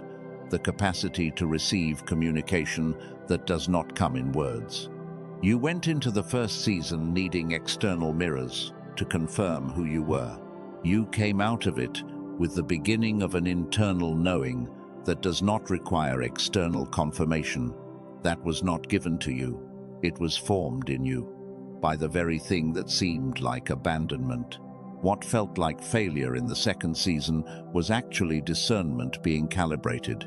What felt like a missed opportunity was actually your navigation system being trained to distinguish between a door that looks right and a door that is right. What felt like the voice of wisdom leading you back from the threshold was actually your own fear of the weight of what was on the other side.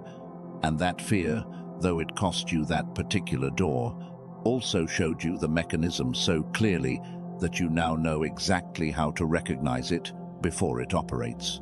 You went into the second season unable to distinguish genuine discernment from sophisticated avoidance. You came out of it with the specific knowledge of how those two things feel different from the inside. What felt like loss in the third season was actually clearing.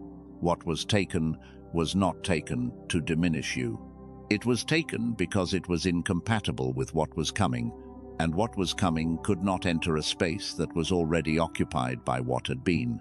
You went into the third season shaped in significant ways by what other people expected you to be.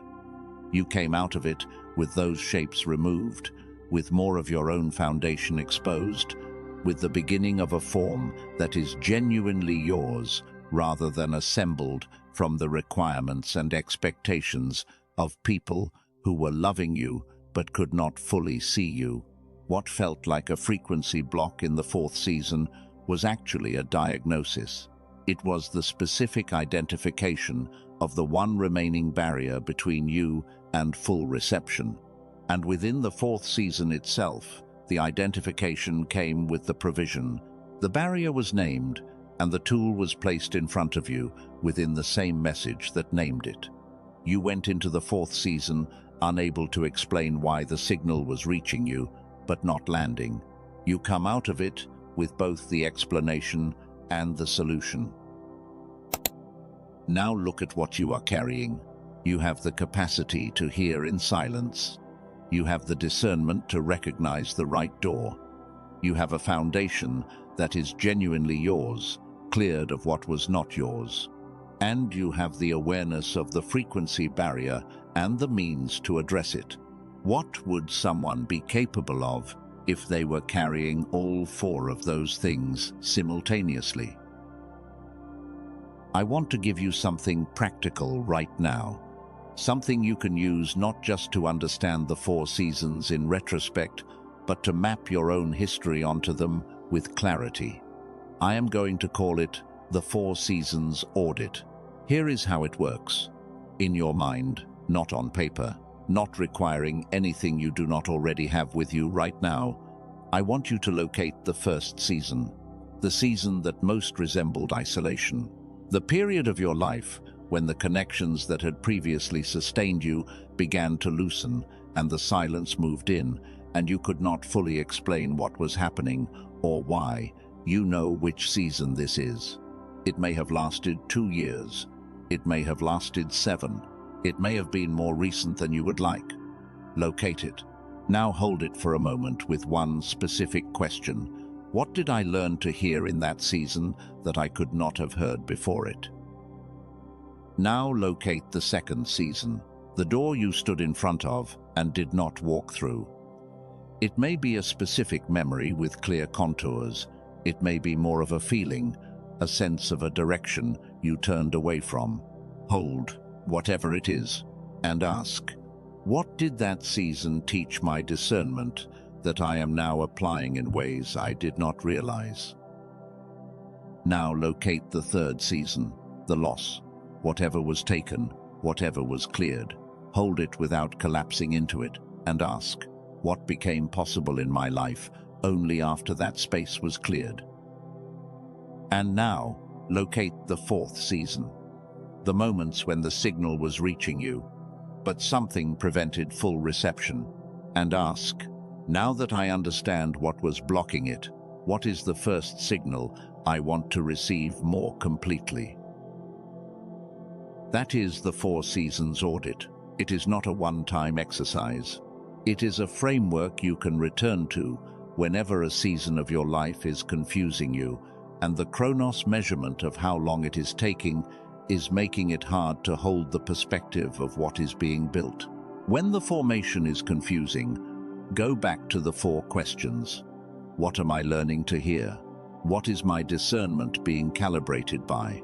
What is being cleared? What is the barrier being identified? The seasons do not stop. Formation does not have a final semester, after which you are complete and enrolled in nothing further. But the quality of your ability to understand what a season is doing, rather than only suffering what it costs, that quality changes permanently after you have been shown the structure once. Now, I want to speak about who you are, not what you have been through. Who you are, because one of the things the 4 Seasons can do, if they are not accompanied by the right interpretation, is leave you defined primarily by what you survived. And surviving is not your identity. What you survived is the evidence of your identity, but it is not the identity itself. I want to name who you are. The first name I want to give you is this. You are a seer. Not in the way that word sometimes sounds, not in the sense of someone who claims supernatural visions or exists at the fringe of what most people consider credible. In the most grounded and honest sense of the word, you see things that other people in your environment do not see. You sense things beneath what is being said. You read the subtext of a situation while other people are still processing the surface. You know when something is wrong before anyone has articulated what the something is. You feel the weight that people are carrying before they have spoken a word about it. This has probably made your life more complicated than it would have been if you did not have it.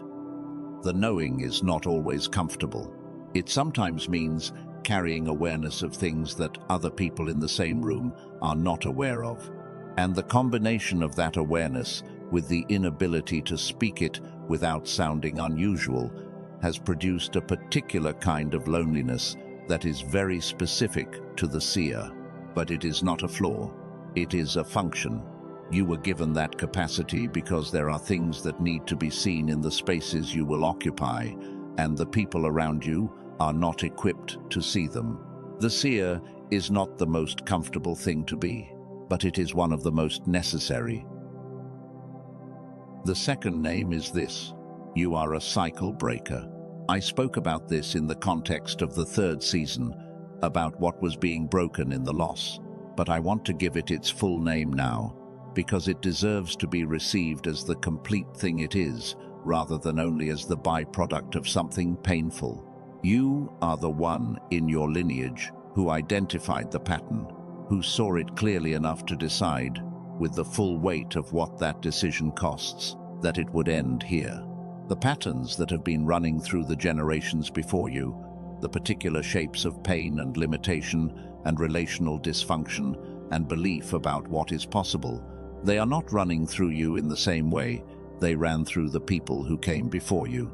Not because you are better than them, because you were positioned by something that had a longer view of your family than any of them had, to be the one who stopped the inheritance of what was limiting and began a different inheritance. The cycle breaker does not get celebrated in the moment. In the moment, they often get misunderstood. They look like the one who is pulling away, who is being different, who is making things complicated by refusing to operate the way things have always operated. The celebration comes later.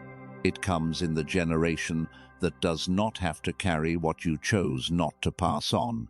That generation is waiting for what you are going to give them. The third name is, you are a spiritual warrior.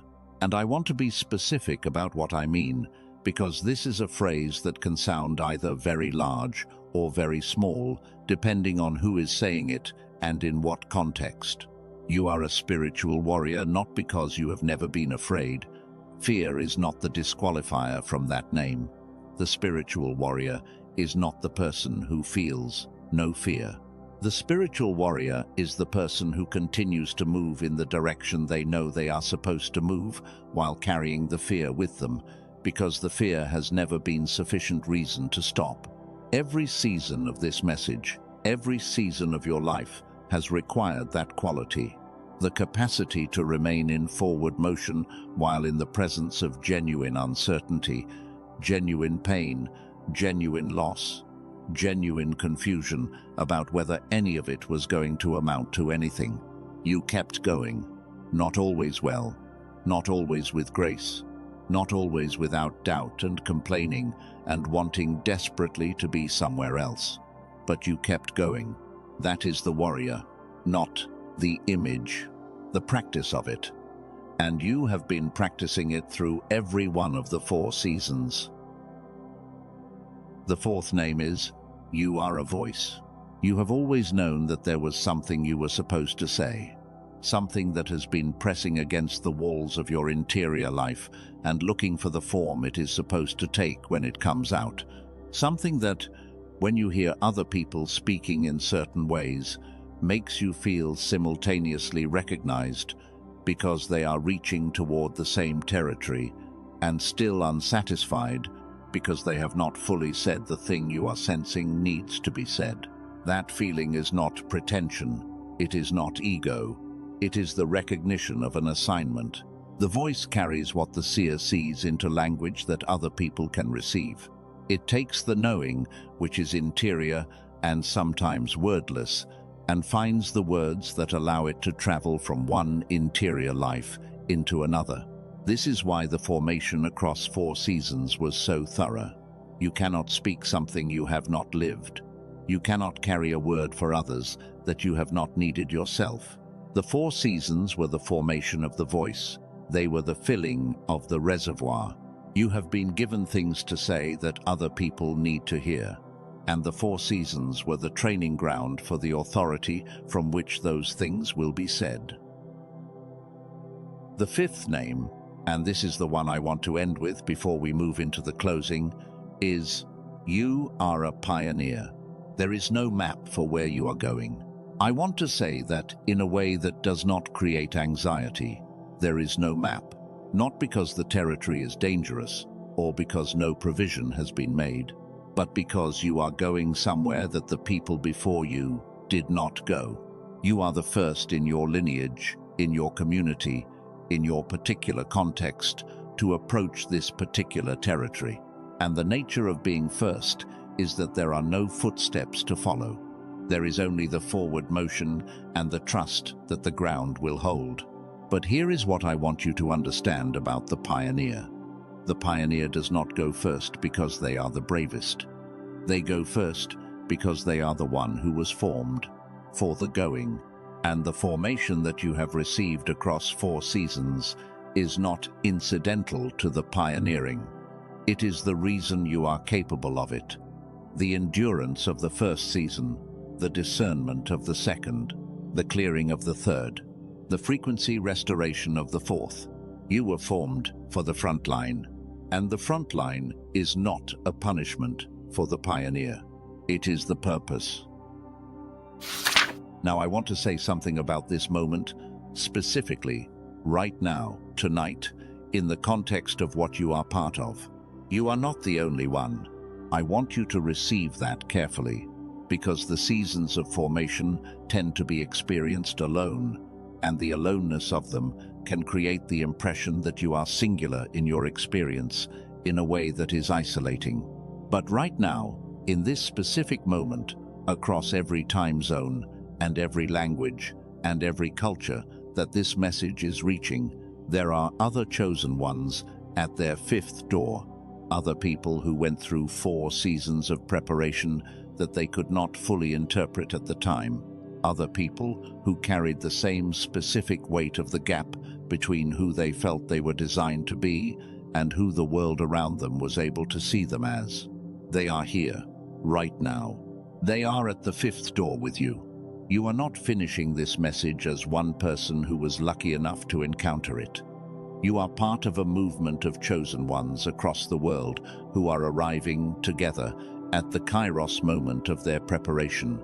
And the work you do on the other side of this door will intersect with the work they are doing on the other side of theirs in ways that neither of you can yet see. Stay connected to this.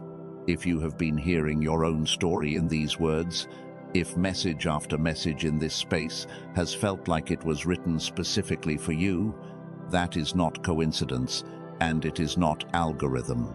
That is the navigation of something that knows where the chosen ones are gathered and keeps sending the messages that the formation requires.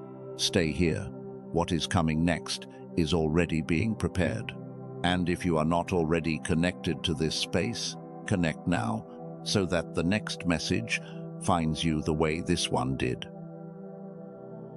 And before this message closes, before I speak the closing over your life, I want to tell you one more thing. What I am about to speak in the closing of this message is something that I believe the Spirit has been pressing into this particular message from the beginning, before the hook, before the first revelation, from the very first intention of this message, as it was being formed. I have been moving toward it across everything that has been said tonight. It is not a summary. It is not a review. It is a declaration that I believe is meant specifically for the chosen one who arrives at this closing, having stayed through everything that came before it. Stay for the closing. It is the reason the message exists. I believe that what is spoken over you in the closing of this message will stay in your spirit long after the words themselves have faded. I believe it is what the 4 seasons were preparing you to receive. I believe it is the 5th door. Do not leave before it is finished. Now, let me bring you down from the mountain for a moment. Not because what was just shown to you is not true. It is true. Not because the names that were spoken over you are not yours. They are yours. But because I have learned something about the experience of receiving a revelation of this size. And what I have learned is this: revelation without integration is just emotion. And emotion, however real, however powerful in the moment it arrives, does not automatically change how a person moves through the next Tuesday morning. What changes Tuesday morning is integration. So, let me give you that. The question I want to address first is the one that is most likely to be sitting quietly in the back of your mind right now, beneath all the weight of what this message has carried. And the question sounds something like this. Okay, I understand the 4 seasons. I understand what they built in me. I understand who I am. But what do I actually do differently now? That is the right question.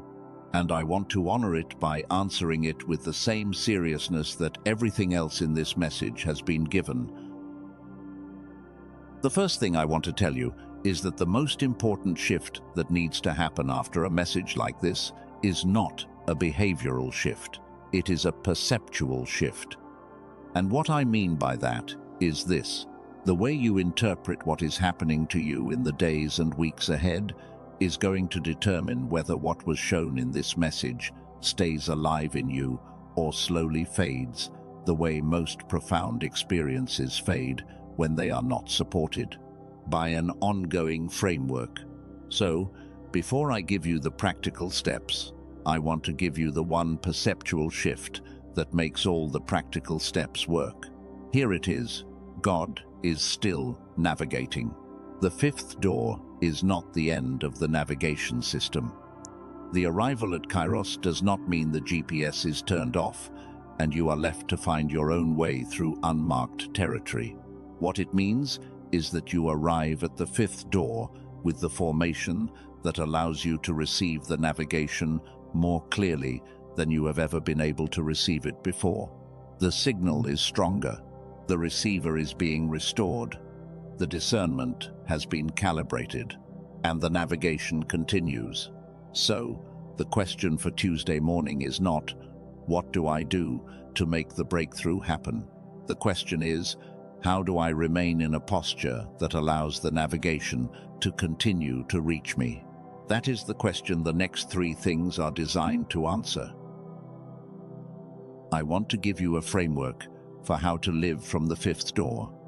I am going to call it the fifth door protocol, and it works in three movements, three specific internal orientations that, held together, keep a person in the kind of alignment that allows both the navigation to continue and the reception to remain clear. The first movement is discern. Discernment is not a mystical gift that some people have and others do not. It is a practiced capacity, and after 4 seasons of formation, you have more of it than you have given yourself credit for. But it requires active engagement rather than passive assumption.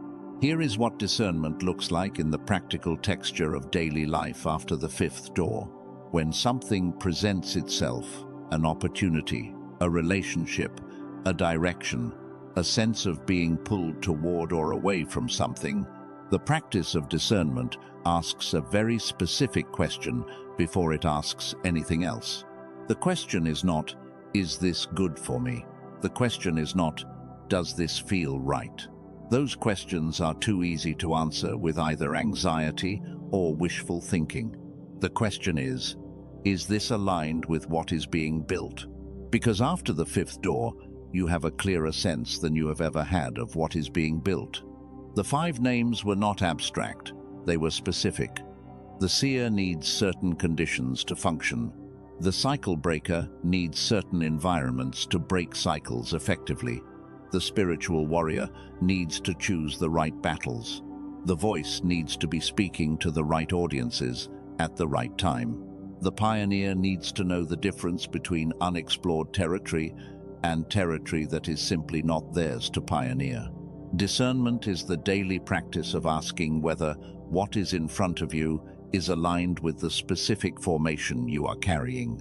And when the answer is unclear, which it often will be, because alignment is rarely obvious at first glance, the secondary question is this: does engaging with this require me to betray one of the 5 names, or does it give one of them more room to operate? The second movement is surrender. And I want to be very specific about what I mean by this, because surrender is one of the most misunderstood concepts in spiritual formation. Surrender does not mean passivity. It does not mean waiting without intention. It does not mean releasing your desires and pretending you do not care how things unfold. Those are not surrender. Those are resignation dressed up in spiritual language. Real surrender is the active release of the need to control the how while maintaining full clarity about the what. Here is the difference in practice. You know what you are building. The 4 seasons made that clear, and the 5 names gave it specific language. You know what you are moving toward, even if the shape of it is still somewhat unclear in the details. That is the what. Hold that clearly. Do not release it. Do not pretend you do not care whether you arrive. What you surrender is the insistence on controlling the route, the timeline, the specific form that the next step takes, the people who are supposed to be involved, the sequence in which the pieces arrive. That is the how, and the how, if you are gripping it, creates precisely the kind of internal tension that makes it harder for the navigation system to reach you clearly. The GPS cannot give you the next instruction if you are already arguing with the route. Surrender is holding the destination with full intention while releasing the insistence on which roads you take to get there. The 4th season showed you what happens when the receiver is operating in a survival frequency rather than a reception frequency. Gripping the how is one of the primary ways that the receiver shifts from reception back into survival. It activates the parts of the brain that are in protection mode rather than the parts that are in openness mode. Let the route come. Hold the destination. Release the route. That is the second movement. The third movement is receive. This sounds like the simplest of the 3, and it is in some ways. But I want to draw a distinction that I think matters practically. There is a difference between passive reception where you simply wait for things to arrive, and active reception, which is a specific internal posture that creates the conditions for arrival. Active reception looks like this. It is the daily practice of showing up to your life, as if the provision that the fifth season carries is already moving toward you, even when you cannot yet see it. It is the practice of treating the morning as a kairos moment rather than another chronos unit to be managed. It is the habit of noticing, in the specific texture of the day, where the navigation is attempting to send an instruction, rather than only looking for the big signals and missing the small ones that are pointing in the same direction. And practically, it is the discipline of not filling the space. One of the habits that the survival frequency creates is the compulsive filling of space. When silence arrives, pull out the phone. When uncertainty settles in, find something to do to feel productive. When the gap between where you are and where you are going opens up, immediately attempt to close it by filling it with activity. This habit, though it feels like forward motion, is often the thing that prevents the signal from landing. Because the signal does not always arrive in the noise. It often arrives in exactly the kind of quiet that you are about to fill with something else. Active reception means learning to let the space be. Not forever, not in a way that suspends your life, but in specific and intentional daily moments, letting the space exist and treating what arrives in it with serious attention. That is the fifth door protocol. Discern what is aligned, surrender the root, receive actively. Now, I want to address something that I know is still present in the room, even after everything that has been said. The self-sabotage pattern. I spoke about it in the context of the second season, the way it operates at thresholds, the way it dresses itself up as wisdom and discernment in order to keep you from walking through doors that are genuinely yours.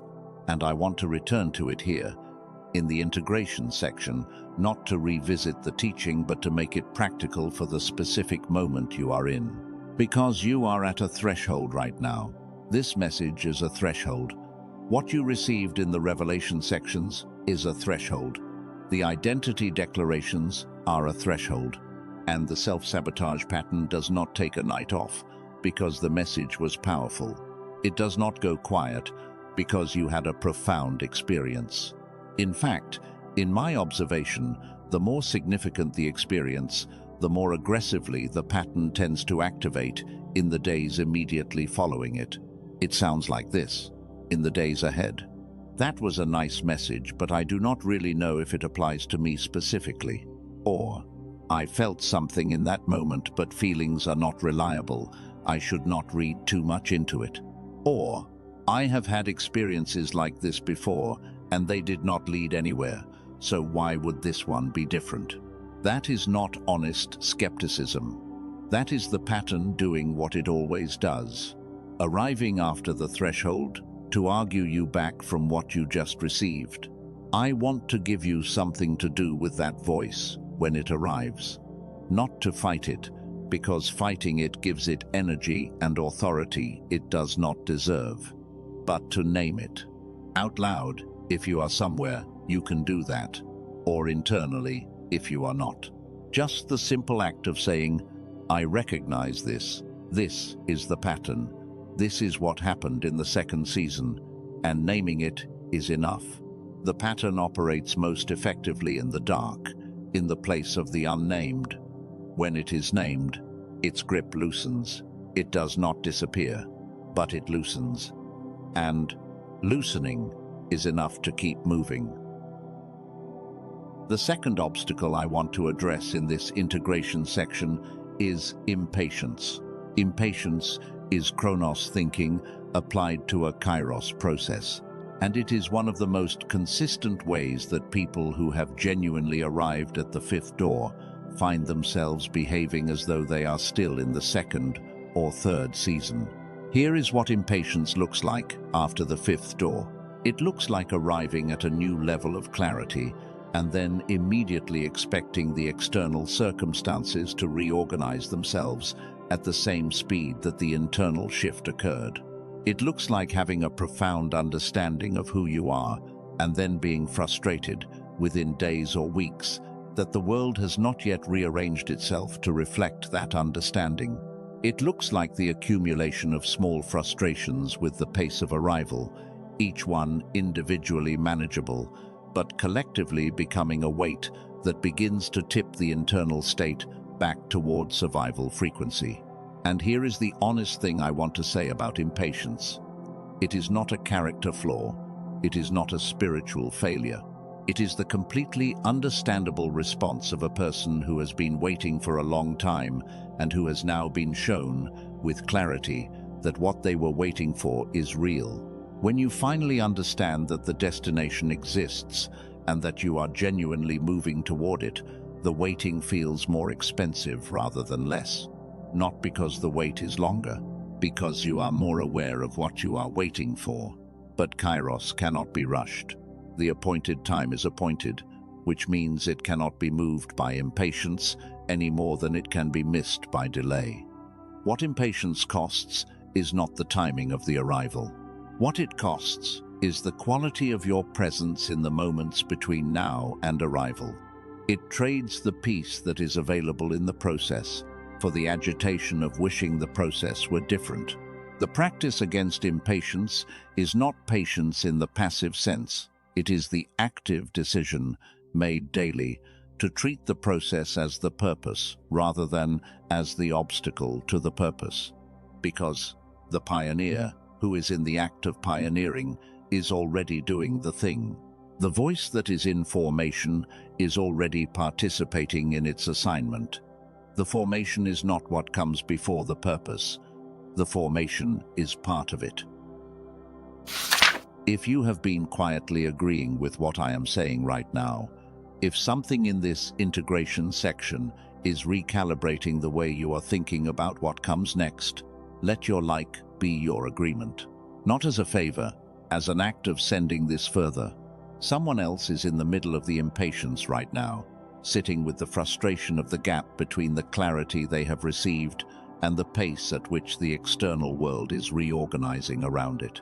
If this reaches them, it might be the thing that keeps them in the process rather than abandoning it a week before the arrival.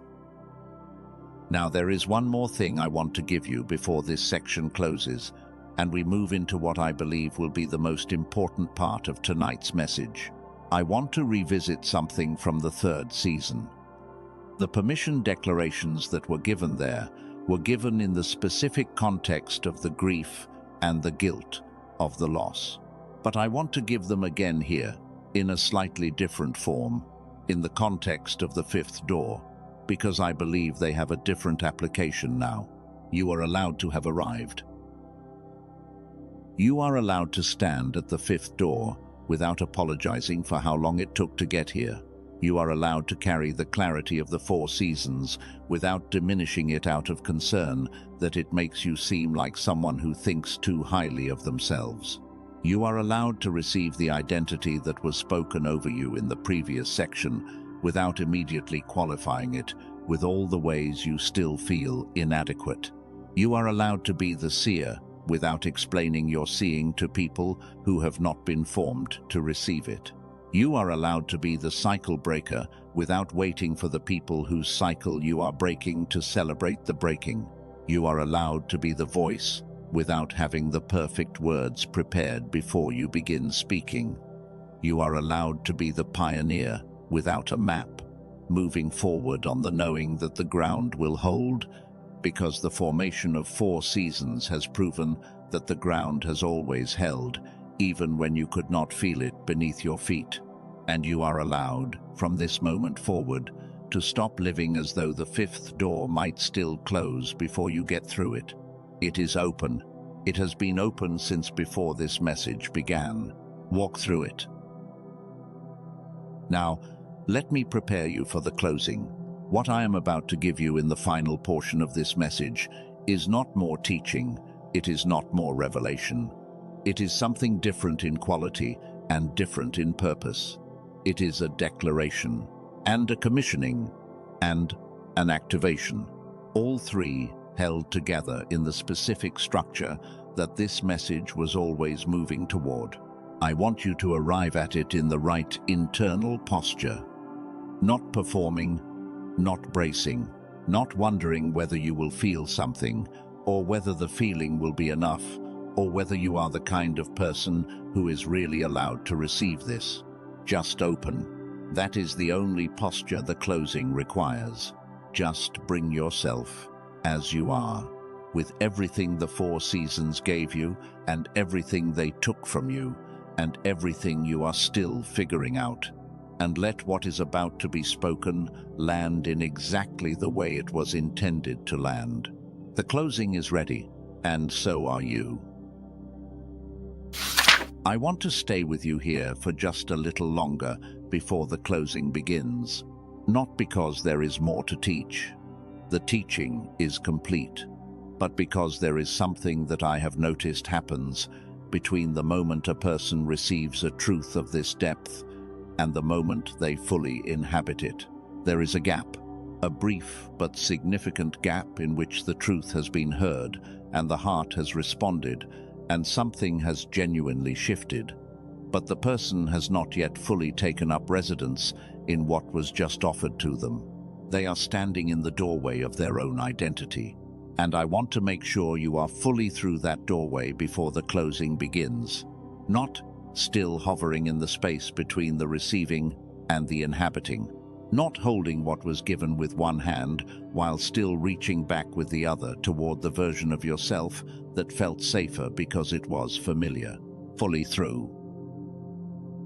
So, I want to talk to you about what it means to actually receive an identity.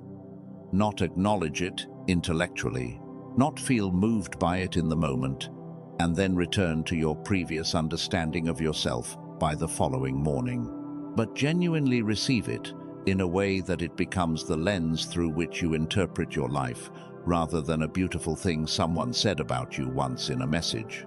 Because there is a difference between knowing something and inhabiting it. And that difference is not a matter of effort or discipline or trying harder. It is a matter of permission. Most people, when they encounter a declaration about who they are, do one of two things. They accept it entirely and uncritically, which actually provides very little stability because it is not rooted in understanding. Or they accept it provisionally, holding it at arm's length, waiting to see whether the evidence of their daily life will accumulate enough to confirm it before they fully claim it. Neither of those is inhabiting. Inhabiting is the decision made in advance of the evidence to interpret your experience through the identity rather than allowing your experience to determine the identity. It is the choice to say, I am the seer, and therefore when I perceive something that others around me do not perceive, that is not a sign that I am oversensitive or strange. It is the seer functioning as it was designed to function. I am the cycle breaker, and therefore, when the resistance of those whose cycle I am breaking intensifies, that is not a sign that I am doing something wrong. It is the confirmation that I am doing exactly the right thing. That is, inhabiting, and it requires a specific quality that I want to speak directly to before we enter the closing. It requires that you stop waiting for permission from the outside. Let me sit in that for a moment, because I think it lands differently for different people. For some of you, waiting for outside permission looks like this. You have a clear sense of what you are supposed to be doing, a direction that feels genuine and aligned, and you are waiting for someone in your life, a mentor, a family member, a community, a specific set of circumstances, to validate it before you fully commit to it, as if the external confirmation is the thing that will make it real, as if you are real only when someone else has confirmed that you are. For some of you, it looks different. It looks like a conversation you are having internally, a negotiation with yourself about whether what was shown to you in this message is genuinely true of you specifically, or whether it is the kind of thing that is true of other people in ways that are real, and the kind of thing that is true of you only in a softer, less actual way. As if there is a version of you that is the real chosen one, and a version that is the person listening to a message about chosen ones, and you are still not entirely sure which version is the one that woke up this morning.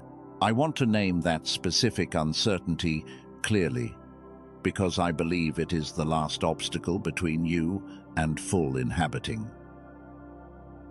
The uncertainty does not disqualify you.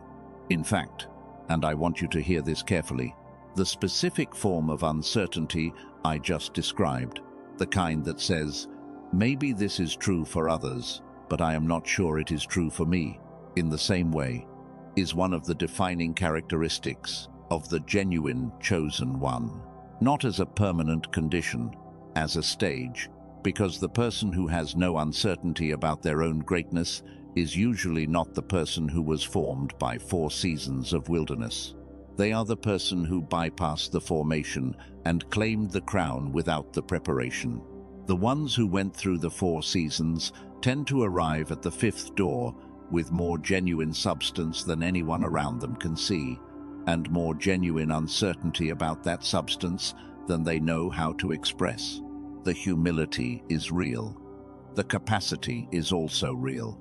Both of them together, in the same person, at the same time. That is not contradiction. That is the specific combination that makes the chosen one trustworthy with what they are being given. Your uncertainty is not evidence against your identity. It is evidence of your formation. Now I want to give you something that I am going to call the 5-name declaration. And this is something you can carry with you from this message, not just in memory, but in practice, as a daily orienting instrument that keeps the identity alive in the texture of ordinary life, rather than only in the elevated moments like this one. It is very simple, which is intentional, because the most sustainable practices are always simple enough to actually do on the days when you do not feel like doing anything at all. Here is how it works. In the morning, before the day has fully assembled its demands and its noise around you, you speak 5 things over yourself, not loudly, not performatively, just internally, or quietly if you are in a space where that is possible. 5 sentences, 1 for each name. The first, I am the seer, and what I perceive today has value.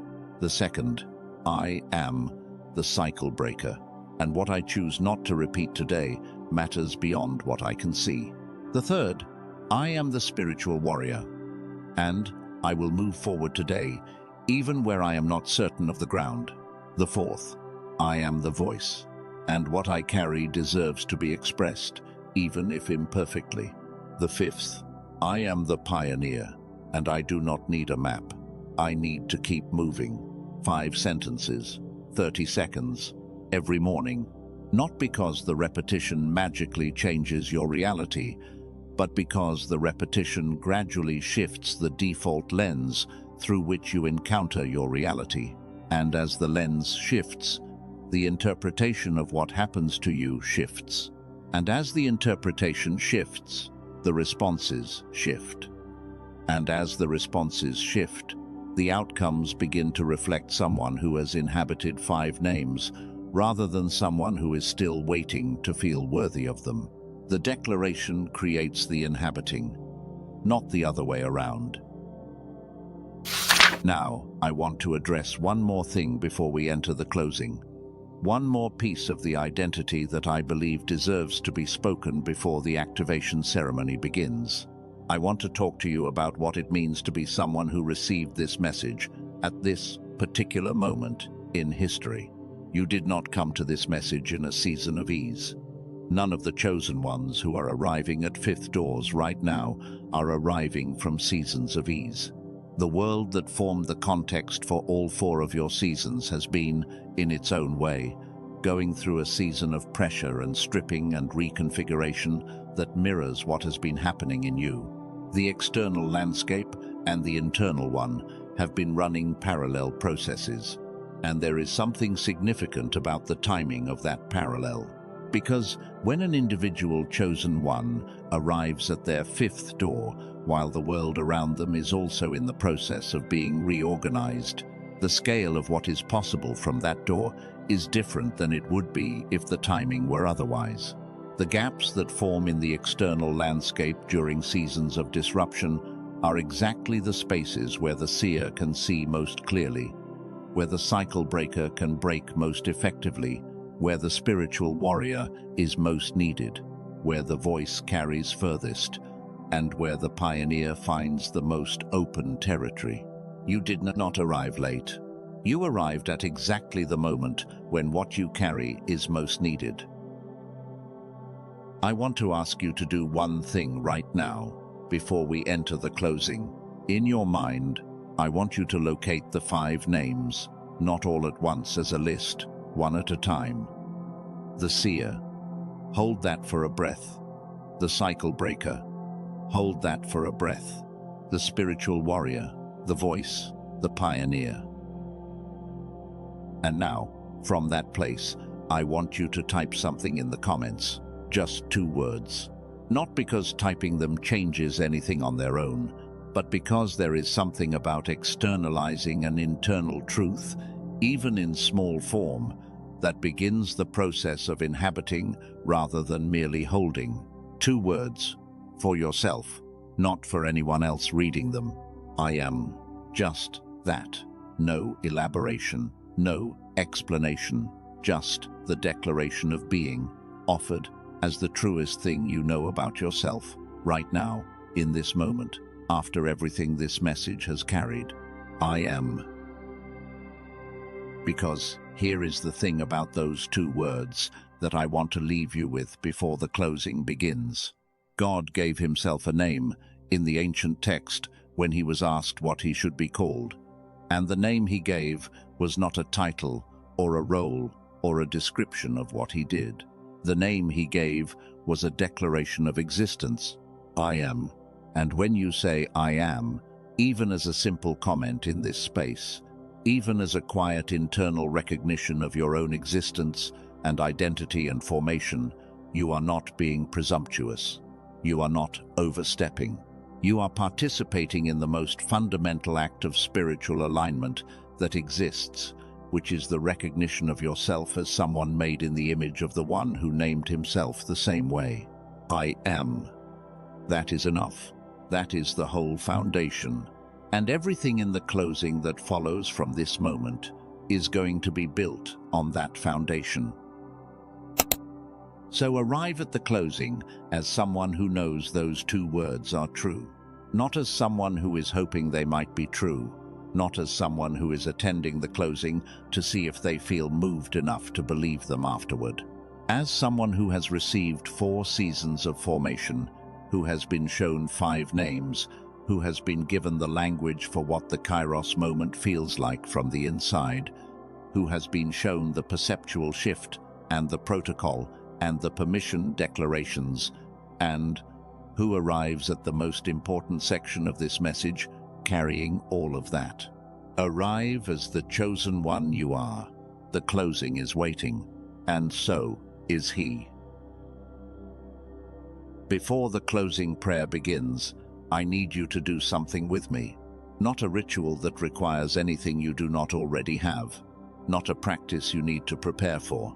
Something you can do exactly where you are, in whatever position you are in right now, whether you are lying down or sitting up or driving or walking. I want to do what I am going to call the frequency reset, and here is how it works. In your mind, I want you to see yourself standing up, not physically, in the interior space where all of your most important movements happen, the ones nobody else sees. Stand up there. Now I want you to see a door in front of you. It is not a dramatic door.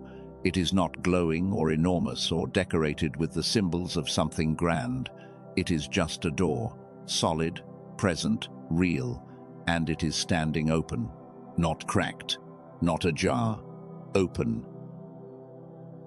This is the 5th door, and I want you to notice something about it. The door is not new. It was not constructed for this moment. It has marks on it, the marks of every season that led to it, the weathering of the first season's silence, the weight of the second season's near miss, the grain altered by the heat of the third season's loss, the particular quality of the wood, shaped by everything the fourth season processed. This door has been there, in exactly this form, for as long as the intention behind it has existed, which is longer than any of the four seasons, longer than any single chapter of your story. It was always going to be here, and it was always going to be open. Now I want you to walk through it, not with urgency, not running, walking, the way someone walks through a door when they understand that what is on the other side has already been prepared for them, and the walking is not the struggle, the walking is the arrival. Take one step. Notice what it feels like to be on the other side. This is not imagination. This is activation. This is a commissioning happening in the interior space, where all real commissionings happen first. The external world will begin to reorganize itself around what just shifted internally, not instantly, not in a way you can manufacture or force. But the shift has occurred, and a shift that occurs on the inside always, eventually becomes visible on the outside. Take a breath. You are through the door. Now, let us enter the closing together. I want to begin with gratitude, because I believe that gratitude is the most honest response to what has been shown tonight, and I believe it is the right frequency from which to enter a declaration of this weight. Father, Creator, Source of everything that has been real in the four seasons of this journey, I want to begin here, not with requests, not even with declarations yet, just with acknowledgement. Thank you for the first season, for the silence that felt like absence but was interception, for the isolation that felt like abandonment but was incubation, for the long quiet in which a capacity was being built that no shorter or louder season could have produced, for the paga, the divine reaching, that operated in the register below the noise, so that the one who needed to hear it would have to go to the depth to find it. Thank you for not making it easy. Thank you for making it formative.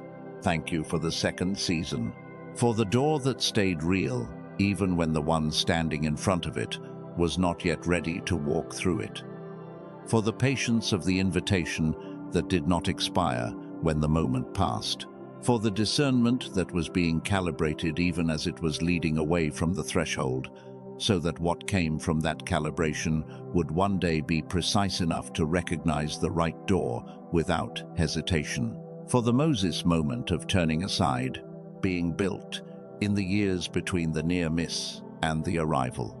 Thank you for the third season, for what was taken in all its forms, in all the pain of the taking, for the removal that did not feel like provision, but was, for the space that was cleared that could not have been cleared any other way, for the cycle that was broken at great personal cost, the pattern that ends in this generation and does not travel forward, for the tree of winter that looked dead and was not dead, that was redirecting everything toward the growth that was coming.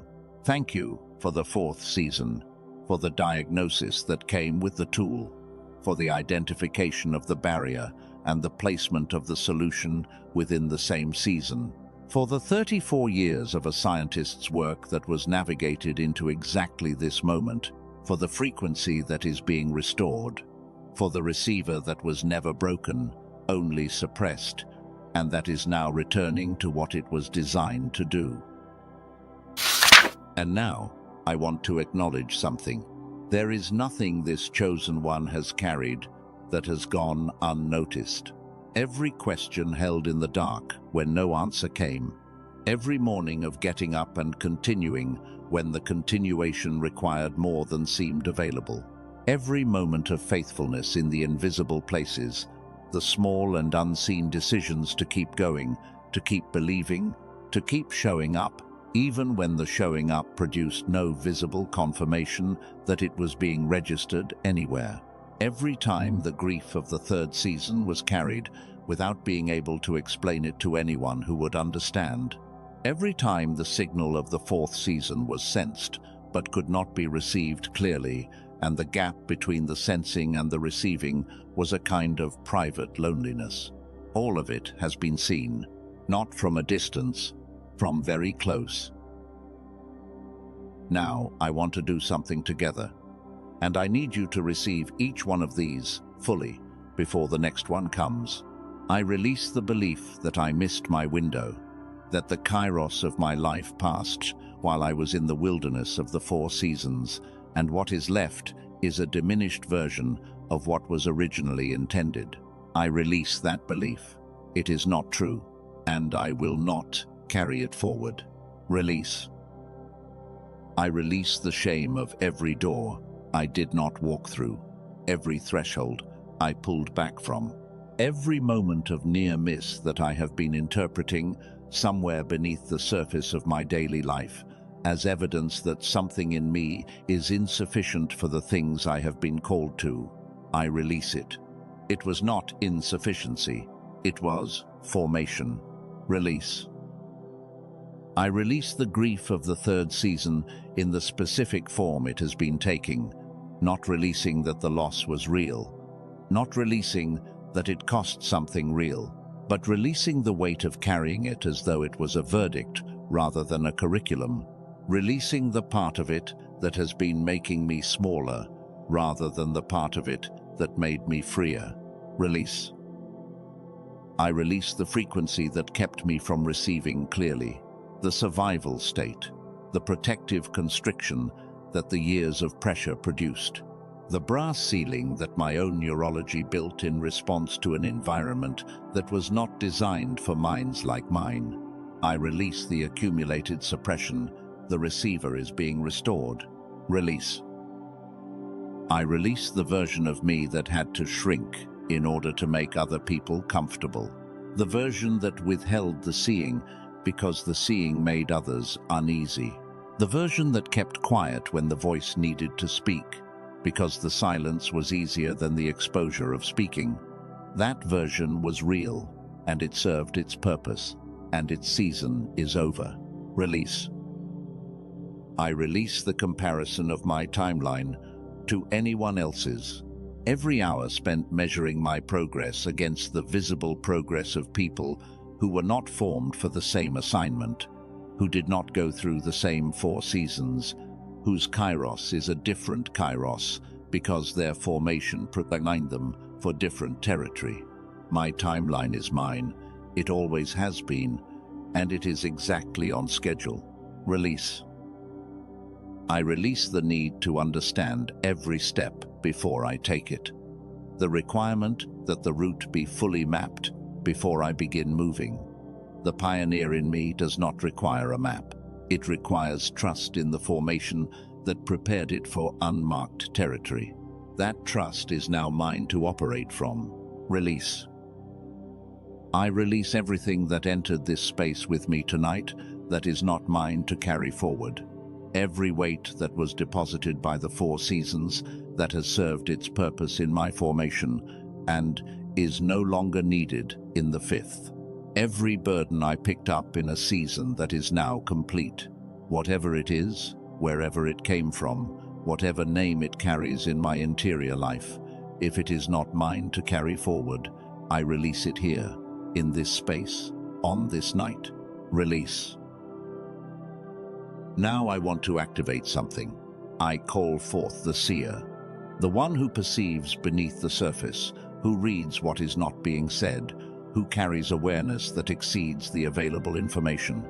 I call it fully forward, no longer operating in the corners of the person's life, quietly and apologetically, hoping no one notices how far the seeing goes.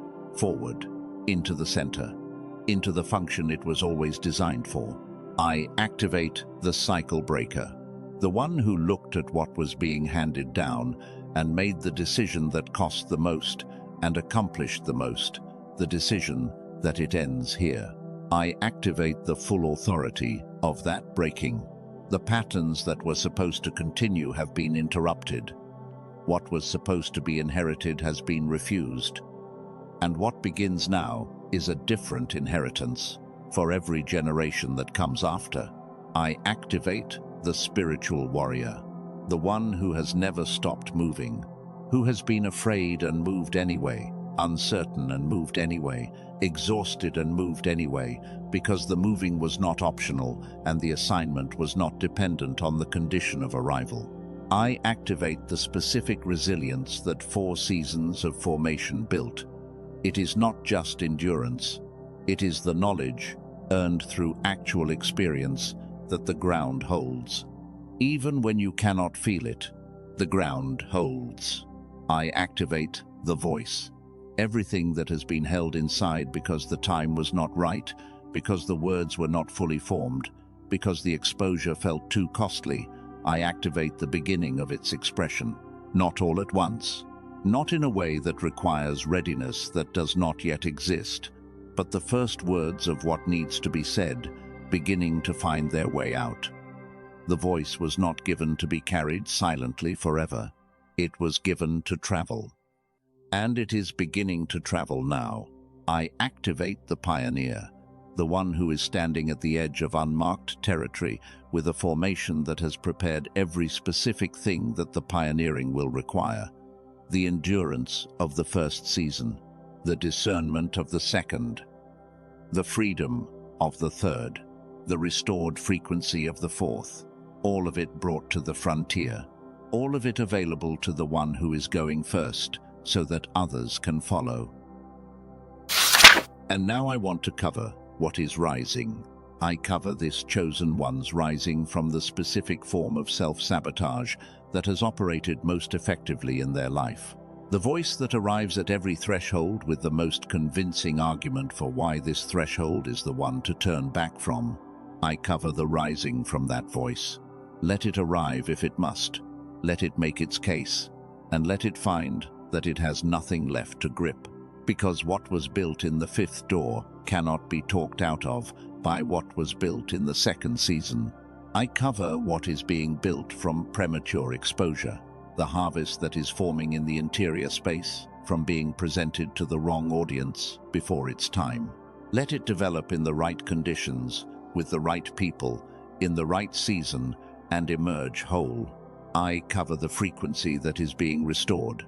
Let what was suppressed by years of an incompatible environment now find no further suppression in the spaces this chosen one occupies. Let the receiver function as it was designed to function. Let the signals that were bouncing off a brass ceiling now find an open door. Now I hear the Father saying something. I want to be clear, as I have been clear throughout this message, that what I am about to speak is being placed on my heart for the chosen one who has arrived here at this moment, having stayed through everything that preceded it.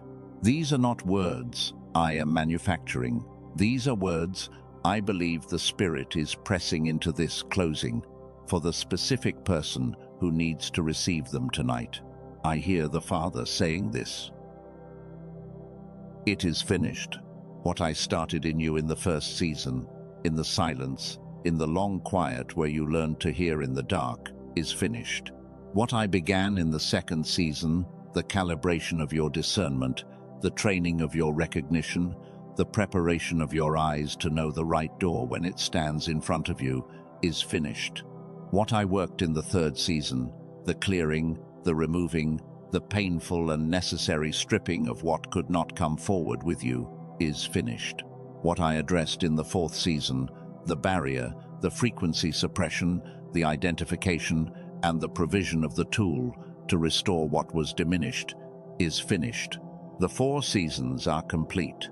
The 5th door is standing open, and I want to say to you, as clearly as I have ever said anything, what I said at the beginning of this message, and what I want to seal into you at the end of it. Not this time. Not this time will you leave before it is finished. Not this time will the signal be blocked. Not this time will the door stand open, and the one it was built for walk past it. Not this time will the formation go unclaimed. Not this time, because I did not bring you through 4 seasons of the most thorough preparation I know how to give, in order to have you stand at the 5th door, uncertain of whether you are allowed to walk through it.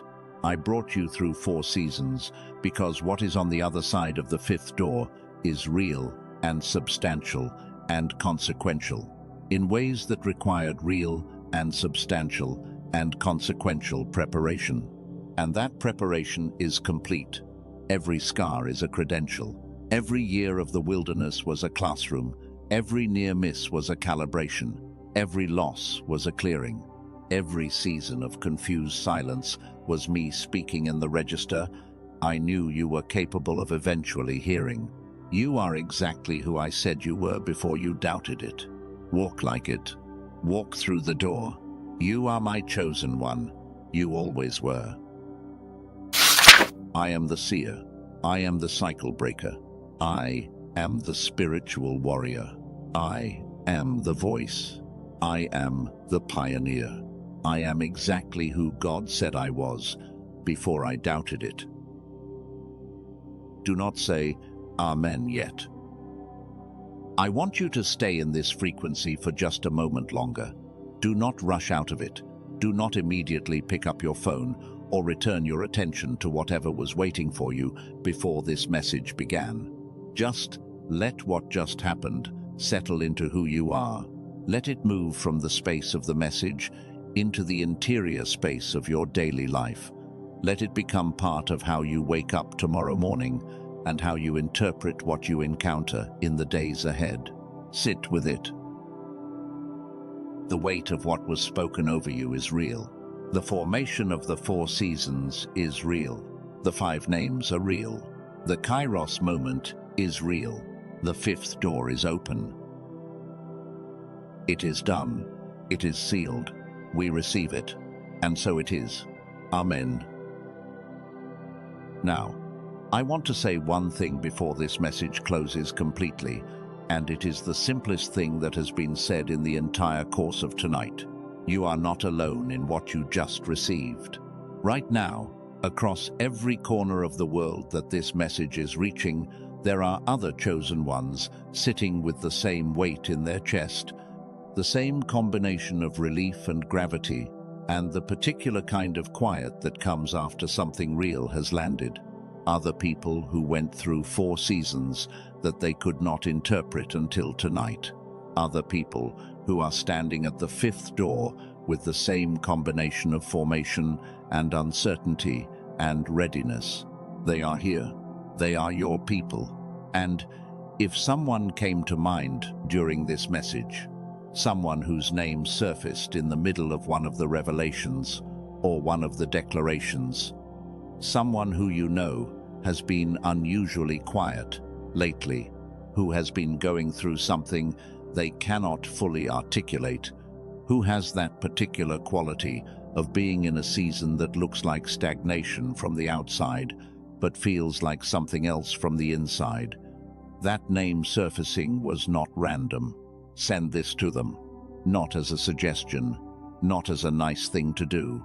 As an act of the chosen one, you now know yourself to be, because you were sent this message by something that navigated it into your path with intention, and you have the ability to be the navigation for someone else. The pinned comment carries the link to this message. Send it to the person whose name came to mind, because they are probably at one of their 4 seasons right now, and they need what you just received. And if this message found you at the right moment, if something across the course of tonight was speaking specifically to the shape of your life and the particular weight of your seasons, if you are not already connected to this space and you want to receive what comes next, stay connected. What is being prepared for the chosen ones who are arriving at 5th doors is already in motion, and the next message will find you the way this one did, not by accident, not by chance, but by the same navigation that has been operating throughout this entire conversation. And finally, if what was carried in this message moved something in you, if it shifted something, If it gave language to something that needed language, let your like be the last thing you offer before you go, not as a favor, as a signal, as one chosen one, sending a message out into the world on behalf of all the others who are waiting to receive it. Go now, go through the door, walk in what was spoken over you, and know, as you go, that the navigation continues.